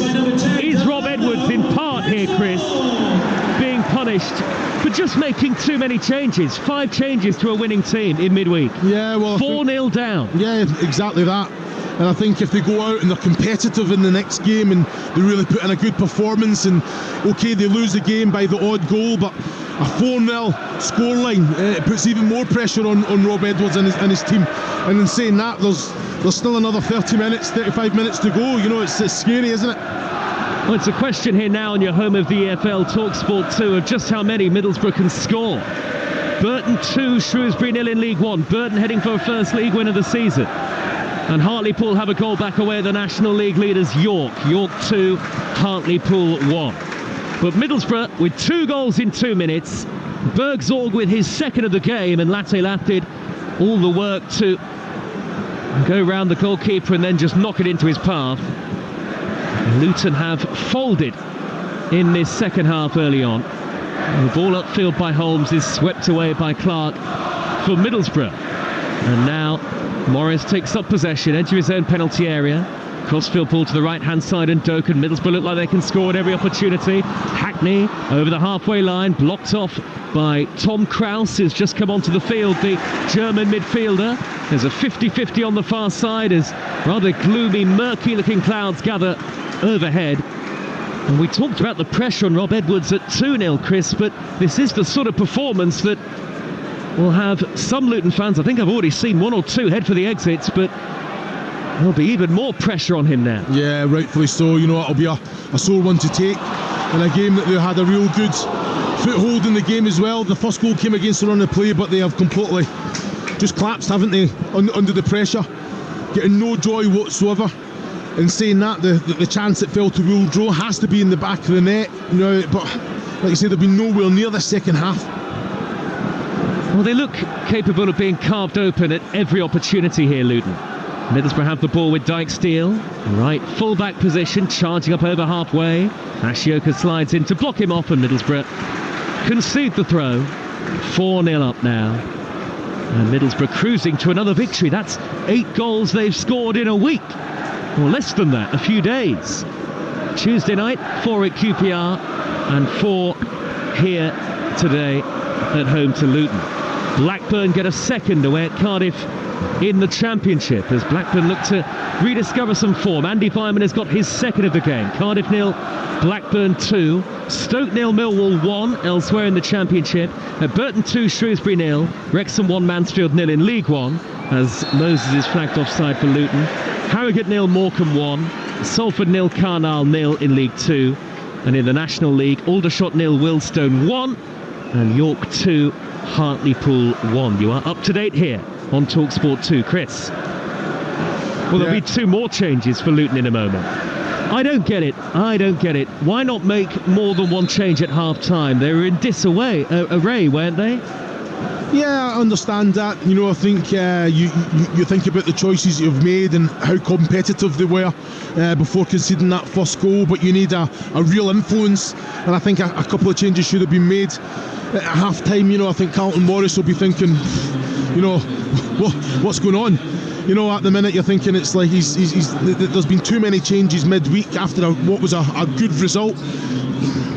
But you're looking at 4-0. You have to come on, you have to kind of make an influence. Fans are walking out. Middlesbrough are really in their flow, in their groove, really controlling this game. It's a difficult game to come on and try and change it, but you have to do it. That's how professional you have to be. Off go Walsh and Adebayo, and on come Marvellous Nakamba and Jordan Clark. It's 4-0 to Luton here. To Middlesbrough, 4-0 to Middlesbrough against Luton on Talksport 2. Luton win a corner with Chong on the far side of the field, nearly an hour gone. And, well, if Luton were to score here, it would surely be the merest consolation, even with, as I say, half an hour of the game to play, plus added time. The centre-halves are forward. Chong is standing over the corner, right in front of the Luton fans. Nearly 1,000 have made the trip, huddled together in the southeast corner of the Riverside Stadium. In by Chong towards Clark, little flick at the near post, and it'll be cleared away by Latte Lath. Middlesbrough maybe can counter here. Doak has held it up neatly, scampers away from 2 in right, has to go backwards towards Morris. Let's get team news ahead of our 3 o'clock kickoff in the Premier League on Talksport 2. West Ham against Everton. Here's Ian Danton. 2 changes for both sides. For West Ham, Antonio is recalled to the starting lineup. Thomas Souček is in for the suspended Alvarez. The other player missing out is Mavropanos. The 2 changes for Everton, recalls for Doucouré and, importantly, Jared Branthwaite at centre-half. Keane and McNeil are the players out. McNeil not even on the Everton bench. West Ham Everton live at 3 o'clock here on Talksport 2. Looking forward to it as Doak crosses from the right wing position. It's cleared away by Hashioka of Luton. Middlesbrough lead 4-0 and they're on the front foot again. This your home of the EFL Talksport 2. We have the Steel City derby for you. Sheffield United against Sheffield Wednesday tomorrow lunchtime. Live on Talksport 2 at 12:30 kickoff. And the live cricket will continue tomorrow as well. We kick that off tonight with the first T20 between the West Indies and England. Live on Talksport 2 from 7:30. Now then, Zaz for Middlesbrough. Back to goalkeeper Dieng. I wonder at what stage the Olay's ringing around the ground with just over an hour gone Chris Owelamo, does Michael Carrick think about giving some of his key players a rest, avoiding injuries? Are we at that stage in the game? Well, you say key players, I think when you look at the options that he's got, Riley McGree coming on, Conway coming on, Ballard, it's strength, isn't it? It's quality. It doesn't weaken the side in any way. So I think you will have a little look and give them a little run out, hopefully hoping that they can go and add to this scoreline. Well, there's a yellow card now for Jordan Clark. Poor challenge on Hayden Hackney at the end of that Middlesbrough passing move with the Olays, and sometimes you need a player to put in a heavy challenge like that to try and get the team going again. Luton, the game is surely beyond them. It was a dreadful challenge actually for Clark. It was a terrible challenge, but I think you need a challenge at that, probably at 1-0, where you think, okay, it can get a little rise. At 4-0, it's a little bit of a kind of cheap option, isn't it? But at the minute they're nowhere near the levels that I've seen myself over the last month or so from Luton. But it just showed you how good Middlesbrough have been in control. Had to weather the storm, grew into the match, were always a threat, but when they got that goal, wow. This team has just been so expansive. Really enjoyed the football that I've seen from them playing today. A chance of sacked in the morning towards the Luton head coach Rob Edwards, whose team have crumbled here early in the second half. Middlesbrough 4, Luton 0, 63 minutes played. Bergzorg has gone down for Middlesbrough. He's on a hat-trick, having not scored a league goal for the club prior to today. And the referee has stopped the game.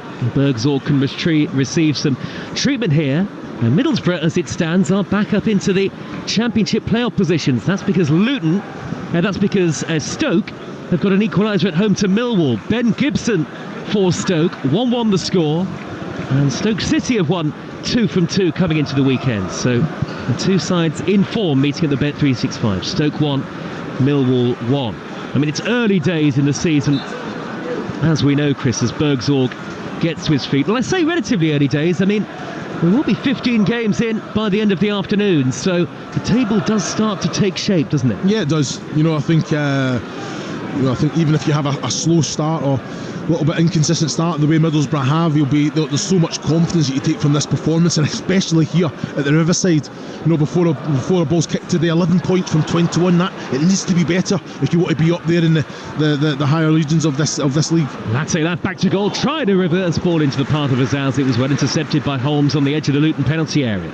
Hurried clearance high downfield by Hashioka. Carlton Morris unable to get on the end of it, and a high ball back to the goalkeeper Dieng by Dijksteel. Dieng took that very calmly, edge of his penalty area, brought it down on his left foot, just neatly plucked it out of the air. Luton with Moses going back to defender McGuinness. West Ham against Everton, live in the Premier League next for you on Talksport 2. So don't go anywhere once we're done here. Still got 25 minutes to go, plus any added time.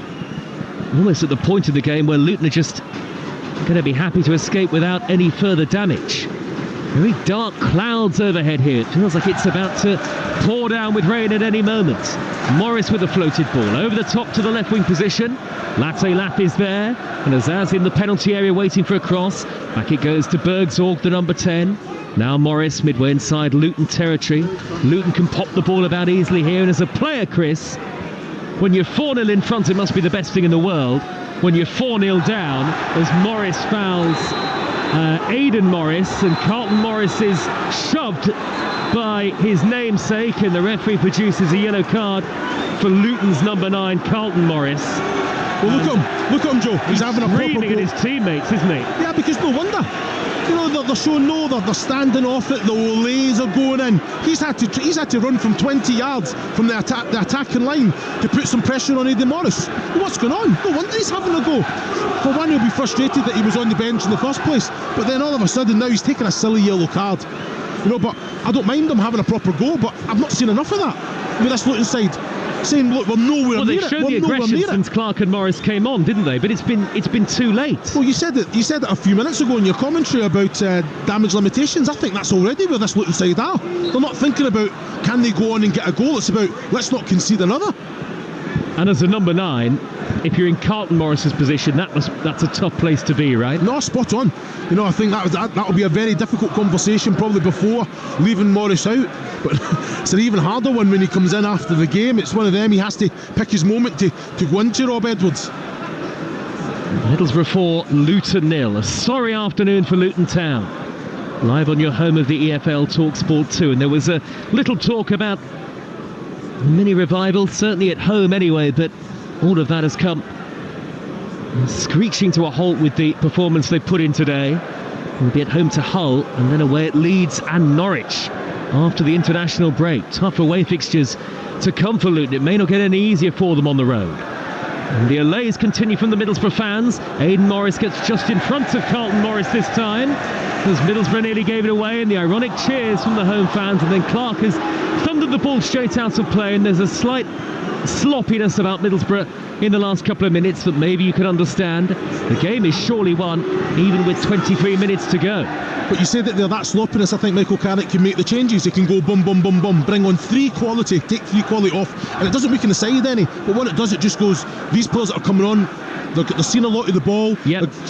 Go and get your goal. Go and influence the game in a positive way. And I think that's where the management of this game, from a Michael Carrick point of view, can be a little bit better, albeit they're sitting 4 and they're a lot comfortable here at the Riverside. We're already underway over on Talksport with Game Day Live this afternoon. Adrian Durham and our top team of pundits taking you around the grounds, around the country for all the goals as they go in. And at 8 o'clock there's commentary on Talksport of Liverpool against Aston Villa. A huge game in the Premier League. Ball has been won back by Kraus, deep inside Middlesbrough territory for Luton. Moses, who's had no impact on the game. Back to Marvellous and the Camber. Middlesbrough readying a double change shortly. I can see Micah Hamilton down below us, and so too Tommy Conway. It's a steep drop from our commentary position to the touchline below. We are halfway inside the half to the left, almost behind the Luton dugout, and Rob Edwards is pacing up and down inside his technical area here. Dan Barlasser's going to come onto the field for Middlesbrough shortly, so there'll be no reprieve for Luton, Chris, that's for sure. Well, that's it. You know, you're looking at the strength and quality that Middlesbrough have. These players are what come on and, like you say, bring their A game, try and get on top. At the way I think you're spot on. I think Middlesbrough have went a little bit sloppy. It's more about just keeping the ball, passing the ball backwards, allowing Luton to kind of get up the pitch.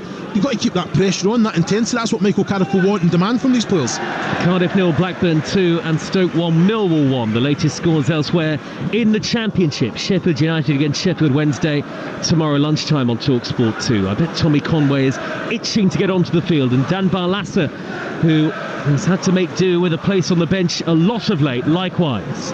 He scored off the bench at QPR in midweek as Bergzorg is fouled on the halfway line. Middlesbrough, who narrowly missed out on a place in the playoffs last season, they want to go on better this year in the Championship. Triple change on the way. Azaz, lovely reverse ball up the right-hand channel. Good interception by Hashioka, sends it back to goalkeeper Kaminski. Beleaguered goalkeeper Kaminski has not had a great deal of protection from the defenders in front of him today. Forward by Edmondson for Middlesbrough upfield, sliced high. Azaz lays it back to Aidan Morris. Aidan Morris travelling 25 yards out, right-footed effort, and it's high over the top and sails into the fans behind the North Stand goal. Here come the changes. That was Aidan Morris's last touch of the ball, and he gets the standing ovation, as will Bergzorg. No hat-trick for him, but 2 league goals in a Middlesbrough shirt today, and Emmanuel Latela, who scored the goal of the game so far, Chris. Well, I think 3 players have been outstanding today, really in control, brought their A game, and they've been outstanding. And again, you're looking at these players coming on, wanting to make a positive influence. They're a great little bit of quality. I think Aidan Morris must have had a little heads up that he was going to be taken off to take that shot on from there. I think it was the wrong option. He should have been giving it to Ben Doak and really going to try and score that 5th goal. I think Michael Carrick will be delighted from a team performance. Defended well without the ball, made it real difficult for Luton, but then grew into the game and then completely being in control. And I mean clinical is the word in that attacking third. Every chance that they've created, they've nearly put in the back of the net. So can you go on and get that 5th goal? Well, there are some really exciting selection dilemmas for Michael Carrick now, no mistake about it. And the international break to maybe even get 1 or 2 more players back from injury. This Middlesbrough squad is really hitting form and coming together at a great time in the season as the games arrive rapidly before the Christmas holidays and all of the football all of the time at that portion of the year. Middlesbrough 4, Luton 0, 19 minutes to go. Middlesbrough have a free kick in their left-back position, and Ayling standing over the ball. Quick word between Michael Carrick and Jonathan Woodgate, the assistant manager. And Clark will play the ball square to Ayling and all the way back to goalkeeper Dieng. And a clean sheet will be a priority, I'm sure, for Middlesbrough again now, as they look for back-to-back league victories today. Here is Edmondson, a promotion winner with Ipswich Town to the Premier League last season. Edmondson forward to the right-back position now, and Dijksteel back to the feet of Edmondson again. Burton 2, Shrewsbury 0, the latest score in League One in the battle of the two bottom sides in that division. Burton heading for their first league win of the campaign. Wrexham lead Mansfield 1-0 in that top-of-the-table clash in the same division. Bottom of the Football League, Morecambe lead 1-0 at Harrogate. Salford 0, Carlisle 0. And in the National League, Aldershot 0, Wealdstone 1, York 3, Hartlepool 1. York the leaders. West Ham against Everton underway at 3, just over an hour until our second live commentary of the day for you on Talksport 2. That is followed by the cricket from 7:30, England against the West Indies. Here is Edmondson now, midway inside his own half the field. You get the sense that triple change has been made at the right time, Chris, hasn't it? Because just at the point as Middlesbrough were starting to get a little careless at times with their passes, you bring on 3 players who are hungry to make an impact. Yeah, exactly that. And I think that's the quality that he has, his possession there, and he's brought them on, and like you say, they're trying to get on the ball. Conway's trying to stretch the pitch, be a threat, move around, but it's just that at the minute they're being very, very patient. That defensive unit keeping the ball, just bouncing it into like Barlaser. It's just going back. At the minute, I think they're just completely in control. 4-0. Luton are getting nowhere near them. Carlton Morris is very much isolated up there on his own. This defensive line is a little bit fearful to step forward because they've got so many. They don't want to leave any space in behind, because Middlesbrough have that quality just to find that perfect pass and get them turned. Here is the bearded Clark, big centre half for Middlesbrough, walking pace, and Carlton Morris eventually makes the move to him, and that opens up a pocket of space, green grass for Clark to find Edmondson. From a striker's point of view, though, you're going mad at your centre backs here. You're looking at Clark and Edmondson just passing it between them, like you say, walking pace. Tommy Conway wants the ball. He wants to get his touches in the ball. He wants to get the same intensity that got them 4-0 up. Will it be hard to drop Latte Lath after his performance today? No, those are the decisions that a manager like Michael Carrick has to make. 16 minutes to go, plus added time. Can Middlesbrough add to their 4-goal lead against Luton? Luton, who, as it stands, will keep their lowly place in the Championship. They will drop to 20th with a -9 goal difference, 15 points from 15. And here comes a return to action for Middlesbrough for Dale Fry. Not played at all this season due to injury, but he's back onto the field of play. Missed the last 3 months of last season as well. And a big cheer for Middlesbrough's number 6, as George Edmondson is the man who comes off. And again, with Dale Fry fit, that's another experienced body in this talented Middlesbrough squad, Chris. It's really impressive, isn't it, the quality and depth, and I just feel if they can get this home form to the way it should be, they're in the conversation for automatic. I think that's how strong this squad is. They've got a clear identity. I mean, fantastic on the eye, but even the games that they've let slip away from them, they've let these chances. They've not been clinical enough today. They have ticked that box, haven't they, Joe? They certainly have. Ahead of a busy afternoon of Championship football to come. And we'll keep you up to date on our home of the EFL, Talksport 2, into our commentary of West Ham against Everton. The 3 o'clock kickoffs in the Championship: Derby Plymouth, Leeds QPR, Norwich Bristol City, Portsmouth Preston, and Sunderland take on Coventry City. A fascinating start to the season at all ends of the table. And of course, I mentioned Sunderland there, the league leaders. Sheffield United against Sheffield Wednesday, our commentary tomorrow lunchtime. Here is Fry, number 6 for Middlesbrough. First touches of the ball after so many months out. Dijksteel from the right back position is caught by Chong. And Carlton Morris came across as well.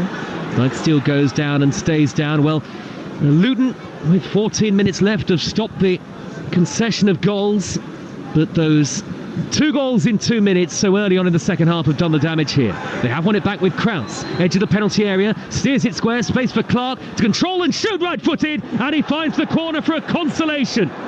Seny Dieng, the Middlesbrough goalkeeper, desperately unhappy with the defenders in front of him, but Jordan Clark has helped find some manner of respectability in the scoreline for Luton Town. Good finish, Middlesbrough 4, Luton 1. Yeah, well, if you're complacent, you're overplaying in your defensive third, that's what can happen. Krause was onto it. I've got to say, great little bit of quality as well. I thought he was going to take the shot on himself, but he found Jordan Clark with a little bit of quality. He took his time with it, took his touch, but he knew that if he struck it well, that he's asking Seny Dieng a question there. But you can understand the goalkeeper going mad at the players in front of him, because it came from nowhere when they're completely in control of this game. And again, you're looking at they're just Fry and Clark just keeping the ball, allowing Luton to come on to them. This is when you want to be playing in the middle third, asking that question in behind with quality, turning them. You know, Tommy, look at Conway. His movement. He's asking the question: can you play it in behind? He's not seen. Has he had a touch of the ball since he's come on? He hasn't, and the vigour and energy from Middlesbrough has certainly dropped. And now it's 4-1. Luton with a goal back as Dieng clears high and long up into cloudy skies. The flicked header by Ayling towards Micah Hamilton on halfway. He's dispossessed by Mengi, uses his physicality to shrug aside Hamilton and float a high ball over the top. Morris is chasing, and the back header by Fry into the gloves of his goalkeeper. Cardiff with a goal back against Blackburn in South Wales. Cardiff 1, Blackburn 2. David Turnbull with 17 minutes to go there. And Cardiff, who had been unbeaten in 6 before losing at Luton, ironically, on Wednesday evening. And so Middlesbrough will not be able to complete the clean sheet. Not quite the perfect night for the perfect lunchtime for Michael Carrick, but a lot of positives, generally speaking, nonetheless. I guess, naturally, you are going to drop off once you're 4-0 up and you're cruising at such a level, but he will demand higher standards than the goal they conceded. Not when you're 3-0 up against Norwich and allow them back into the game. That's true. So there's little things, little messages that when he's had time on the grass, the players cannot be complacent. You know, and I think when you bring on, we said it, you bring on these substitutions, you know the players' strengths. That's an impetus for you to go again. Can we go again? Can we get on the front foot? Can we have that intensity, the movement, the aggression?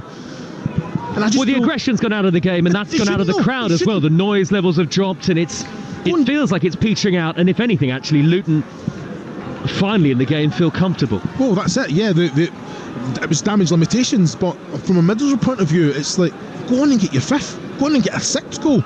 You know, give the fans, they're delighted with what they see, but make sure it's a clean sheet, make sure that box ticks. You know, it's all these little things that. And I guess it's a way for Michael Carrick to bring this team right back to ground when they come in, feet back to the ground, say, look, this was brilliant, but look at this, look at this, look at this. 11 minutes to go plus added time. Middlesbrough 4, Luton 1. Chris Iwelumo, former Scotland striker, with me on Talksport 2. Played many a game in the Championship, did Big Chris.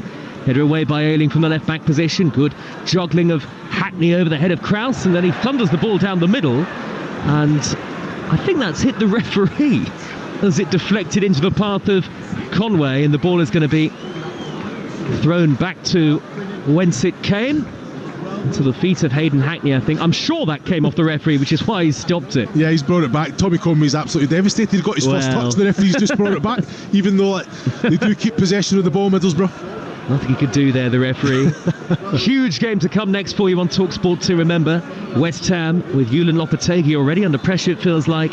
They're taking on Everton in our 3 o'clock commentary on Talksport 2. Ian Danter and Perry Groves will keep you up to date with all of the goals as they go in from around the grounds around the country as well. The live cricket from 7:30. And on Talksport at 8 o'clock tonight, it's Liverpool against Aston Villa. Ben Doak leaving the field now. Another terrific display from a young man who's having a great loan spell here in the northeast.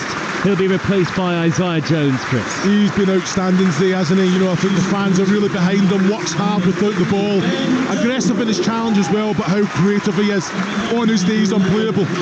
It's all about, he'll bring goals, he'll create for others, and no, he'll be enjoying his football. It's just about making sure that he stays fit. Michael Carrick will be absolutely delighted with his performance. Well, his quality for 2 of the goals today has been immense, particularly the way that he took that high ball in his stride, raced down the far side to right, cut it back for Azaz to make it 3-0, which really was the goal that I think, in all truth, wrapped up the match for Middlesbrough. They went on to add another, and they lead 4-1 Clark in the left-back position. Little glancing touch to Ayling. Back to Matt Clark, who thought about rolling it back to goalkeeper Dieng. He's under pressure from Moses, and nobody was coming square to offer up another pass there for Middlesbrough. Victor Moses has ended up conceding possession, but he's won the throw. Takes quickly to Morris, who went for goal from an impossible angle, and that's gathered by Dieng at the near post. But again, I think Michael Carrick will look at that sloppy passage of play, even with 8 minutes to go and leading 4-1, and think, yep, there is that refinement in our defending that needs to be better. Yeah, it has to be. It has to be better if they want to be right up there challenging for automatic, and I guess that's the remit. I think there'll be a belief in this group of players that they can do exactly that. It has to be perfect all round. Yeah, they're going to have their off days, but when they're completely in control of the game, and they concede silly goals and a little bit of sloppiness comes in, that can't happen. There's got to be leaders on the pitch that don't allow that to happen. It's still Cardiff 1, Blackburn 2, Stoke 1, Millwall 1 elsewhere in the Championship. We picked the game for goals today, Chris, didn't we? And some super football on show for Middlesbrough, but even that Jordan Clark consolation doesn't really feel much of those Luton fans. The long journey back home to come, and they are far too easy to play against away from home, I think. 7 minutes left. Ayling. Infield to Barlaser. Dan Barlaser, formerly of Rotherham. Got that first Middlesbrough goal off the bench on Tuesday night. 4-1 they beat QPR. And you'd think that there are lots of Middlesbrough players still with a point to prove as Dieng goes long up towards Tommy Conway, trying to head the ball back into the centre circle, smuggled away by Nakamba for Luton. Now Ayling, left edge of the centre circle, to the right back position, and Dijksteel. Dijksteel turns and finds Dale Fry. Now Clark in space square. Clark hammers the ball high downfield. It's way over hit. His distribution hasn't been great, and it bounces through to goalkeeper Kaminski. Very strange feel to the atmosphere now, Chris. The crowd are so silent almost, really. You can almost hear the shouts of the players on the field of play. It's a bit like a training game at this stage. But don't you think that's the responsibility of the players playing? Absolutely. If they're at it, they're on the front foot, boom, boom, opportunity after opportunity, well, chance there's no after jeopardy chance. in it, is there? But that shouldn't make a difference. If it's chance after chance, this place will still be bouncing. 4-1 Middlesbrough. Nakamba's nudged the ball wide right to Morris, who's got Moses on the overlap. Morris cuts inside, plays the ball back into a central area in Mengi. Middlesbrough get everybody in red. Back behind the ball. A trip to Oxford after the international break. That can be a tricky trip in the Championship, as several teams have found out already this season in the second tier. And on the far side is Hashioka. Infield to Chong. Good feet by Chong. Back out wide to Hashioka again. He looks up, drills in the right-footed cross. A diving header by Fry. Almost ended up heading the turf. He dived so low to nudge it clear. Middlesbrough now have it with Clark, but they're in no rush to get the ball forward. And actually, suddenly, the crowd are getting frustrated, Chris. Yeah, they are. And rightfully so. Clark again. I don't understand why he doesn't play the ball quicker forward when it's on to play. As soon as you take your touch and you want to try and think, okay, I'll slow it down. The fans are telling you, we want to see this. We want to see this energy in the play. At the minute, Clark, he's inviting Luton out. He's allowing them opportunities to step out, that defensive line to step up and invite pressure on. I don't understand why he's doing it. He's got personnel that want the ball. He's got 3-4 options every time he gets the ball. Just play one of them. Dijksteel has possession, right? Full-back position, far side, the east side of the Riverside Stadium, and some in the crowd now starting to head for the exits, head out into the chilly afternoon. The North Yorkshire hills visible in the distance over the top of the stand as Dieng clears right-footed. Clever ball out to the right-back position, and Dijksteel again. Middlesbrough go back to Fry. Territorially, Middlesbrough have had most of the possession over the last 5-10 minutes, but it's all in their own defensive third. Long ball by Dieng this time, up towards Conway, well dealt with by McGuinness for Luton. And Clark will play it back to the feet of Hashioka. Luton 4-1 down. And it'll be one win in 17 away league matches, and they've miscued. They've lost out on the edge of their own penalty area. Dan Barlaser left-footed will shoot, and it's charged down by Nakamba, who made the initial error. A little bit selfish from Barlaser. He had Conway square and with a virtually empty net. Yeah, it's wrong decision for Barlaser. He just couldn't get away from his man. Look, he's not even looking at Conway. They're not making any eye contact whatsoever. I'm sure there'll be a few comments. You would. Yeah. Conway's wet and won the ball. He's put the pressure on. He's left it to Barlaser. It's got to be a little reverse pass. Look at Latin laugh.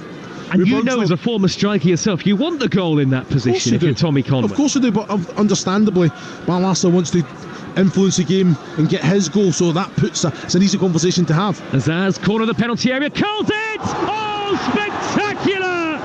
What a way to potentially round off the scoring. Finn Azaz with a curling shot right-footed to pick out the top corner. Middlesbrough finish with a flourish, and it is a day to forget for Luton Town. Second of the game for Finn Azaz. He's on a hat-trick. Middlesbrough 5, Luton 1. Oh my goodness, can I change my goal of the season? Wow, what a finish it is from Finn Azaz. He gets it right at the left-hand point of the 18-yard box. He's under no pressure whatsoever. He just manipulates the ball onto his right-hand side. There's not really any pressure on him there, but he strikes it well. It was always going away from Kaminsky into that top right-hand corner. I tell you what, it's a fantastic goal, isn't it, from Azaz? Struck it ever so well. Oohs and ahs from the Middlesbrough fans as they saw it again on the big screen. Some of them were having a look at the monitors in our commentary position as well, just craning their necks to have a look. It's 5-1 to Middlesbrough, and Finn Azaz crowns off a super day for the home team and Michael Carrick's side. And I think a 4-goal deficit between the two teams is a fair reflection. Equaliser for Harrogate at home to Morecambe, who are bottom of the Football League. James Daly in the 86th minute has made it 1-1. And Finn Azaz now on a hat-trick with 2 minutes plus whatever added time is left to go. Dijksteel hammers the ball into touch. He was caught late by Chong. That was accidental, I think. And Dijksteel has stayed down. He certainly was the man who bore the brunt of that 50-50 challenge.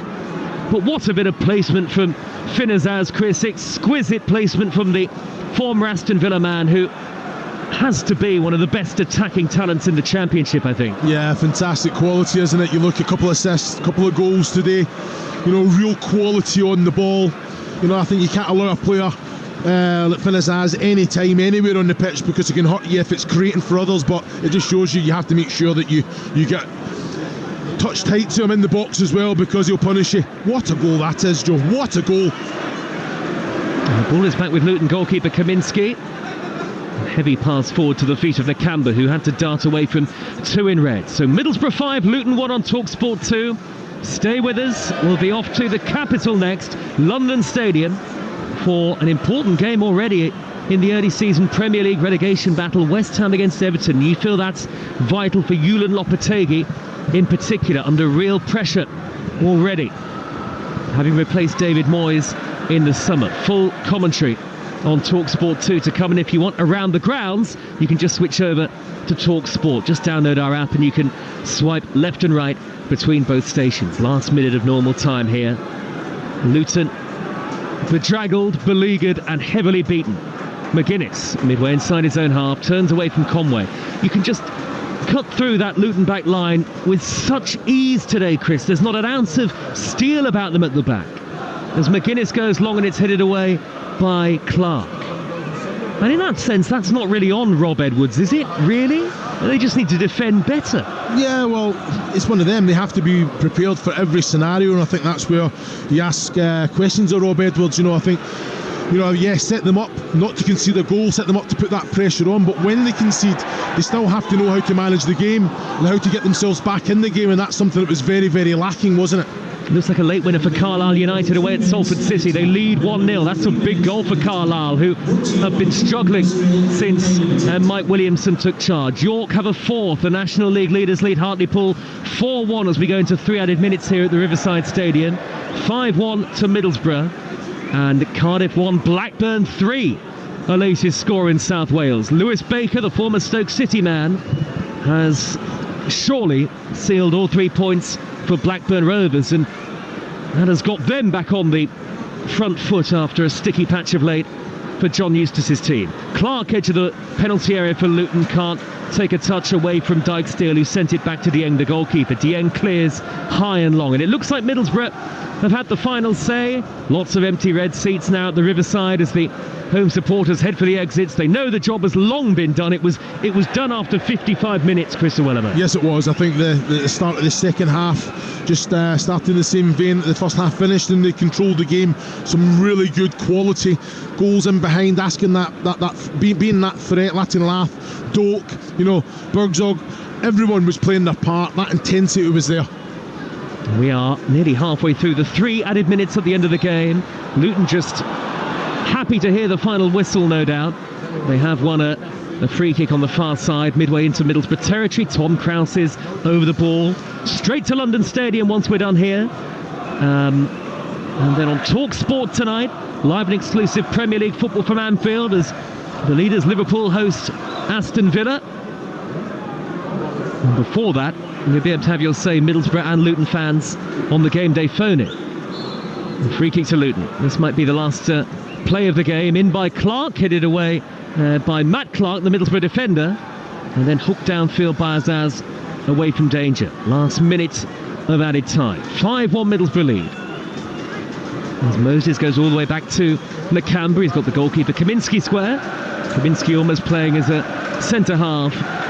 Luton started relatively brightly in possession, Chris, but really ever since they went that goal down after half an hour, it was a slump. They just folded after that. Well, that's what happens, when there's very little confidence in the team. Yeah, when you're on top, you're 0-0, you're being competitive, but you have to be ready to react in the right way. And the goal did come against the run of play, so that takes it even extra stuffing out of you. So, but they've got big characters, they've got leaders in this squad, and I've got to say they've not led by example, and I think that's where they need to go again. Well, Luton have it now with Nakamba. Barely 10 seconds of added time to go. 5-1 down. Chong steers it square to Krause. Krause with a high floated cross. It's overhit. It's behind for a goal kick, and that is the final whistle as Middlesbrough underline their promotion credentials with a thumping victory over a dreadful Luton side. And questions will be asked of Rob Edwards. The pressure will continue to grow on the Luton head coach after relegation from the Premier League last season. Luton have made a very poor start to life back in the Championship. They sit outside the bottom 3 on goal difference only, but Middlesbrough go soaring into 6th after hitting 5 this lunchtime. 9 goals in the space of 2 matches for Michael Carrick's team, and a super display all round. All 5 goals were of excellent quality. 2 for Bergzorg, 2 for Azaz. Probably the goal of the game, maybe the goal of the weekend in the Championship from Emmanuel Latte-Lath.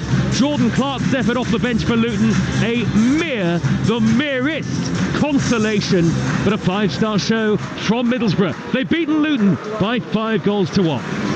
Joe, thank you. Well then, magic from Middlesbrough, but another defeat for Luton. A horrible day for the Hatters. They have been beaten, and beaten well, at the Riverside, and those problems mount for Rob Edwards as that hangover since relegation continues. Chris Llewellyn, I'm going to ask you about Middlesbrough in just a moment, but where does this defeat leave Luton and Rob Edwards? Yeah, it's in a very, very difficult situation. I've got to say the players have let them down today. You want to go out, yeah, they were competitive until they conceded that first goal, and then they've fallen away. That's when you expect your leaders, the players that are fighting for you, playing for you, to go out and keep that pressure on, even though, get yourself back in the game. They just showed no fight, no desire, and then just conceded goals and capitulated. It's so, and it's a difficult one for Rob because he's made big decisions before this game. I don't agree with some of those decisions, but it's a bad loss, isn't it? It's a big defeat. And the fans just now, I'm looking at them, there's only a couple clapping, and that says a lot. Yeah, the players are going over, they're trying to kind of show face, and it's a difficult situation, Ollie, and it's one that he's going to have to answer for. Well, Chris, which decisions didn't you agree with then? Where did it go wrong for Luton today? Well, too many changes. I think okay. Even if there was certain negatives from their win midweek against Cardiff, you don't make 5 changes. Okay, Doughty was having an injury. I understand that, but players that are big players for you. Carlton Morris has been left out a couple of times this season, but he scores goals. He's a threat. he's an absolute nuisance. He's a presence, he's an outlet. That understanding between Adebayo and Carlton Morris is very, very evident.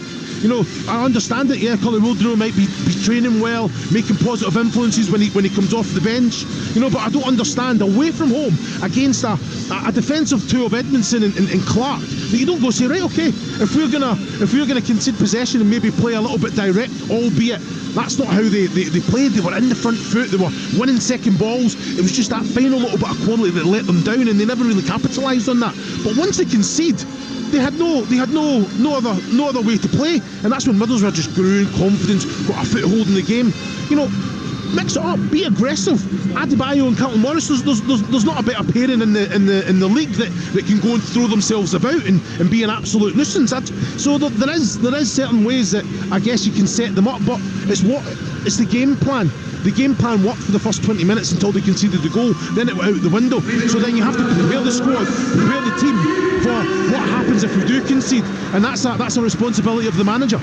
And Chris, it's surely the manner of the defeat as well. We said before the game that actually Luton, potentially in the table, the performances didn't quite reflect where they were sitting. But today, you can't excuse that kind of performance. No, you can't. And that's it. I've covered Luton quite a few times this season already. They've been very competitive, aggressive, and what's let them down is the finishing. But they've still been in every single game. What I seen the first 20 minutes was, right, okay, they're at it. Right, they need that chance to come. The chance came, Adebayo took a touch rather than just leaving it for Chong. Boom, you get punished for it. What I seen after they conceded the goal was a complete shadow of the Luton side. So the players have to take responsibility of that. They put the manager under real pressure. And there's already I'd say it's a minority of the Luton fans that want Rob Edwards out. I don't think that's the answer. I think it's given the players, but again, it's what the owners believe what's gonna, because they're in a relegation battle at the minute. But is it at the moment, Chris? At the moment, is Rob Edwards still in this job, given the start to this season, purely because he's got credit in the bank? Well, you've got to remember when he came in, he took Luton to another level in the Championship. He got them promoted, albeit okay, through the playoffs, the best way to get promoted in my opinion.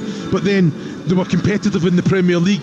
The hangover itself, I asked Rob that question before the first game of the season, Burnley at home at Kenilworth Road. I says, you know, how difficult has it been that it's the same information going to the players? You know, usually managers can bring in a new member of staff that can implement. It's a new voice, it's something different. It can just generate something different from the players. But the players, he said, have taken that on. You know, it's been a great pre-season, you know, but injuries have been a massive factor in how they've started that. And I think we're Luton coming down, there's a real expectation that they should bounce right back with how competitive they were in the Premier League, albeit not getting the results. But with the squad that they had, I think they should have brought in players.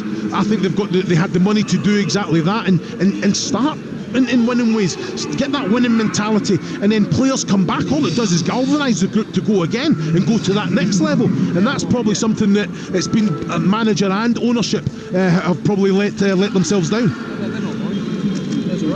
Chris, let's not take anything away from Middlesbrough though as well. A very big performance, some wonderful goals, and actually you said that the second goal was goal of the season in commentary. You said it at half-time as well, and then you changed your mind when... I never changed it. I said it's up there. I said it could be.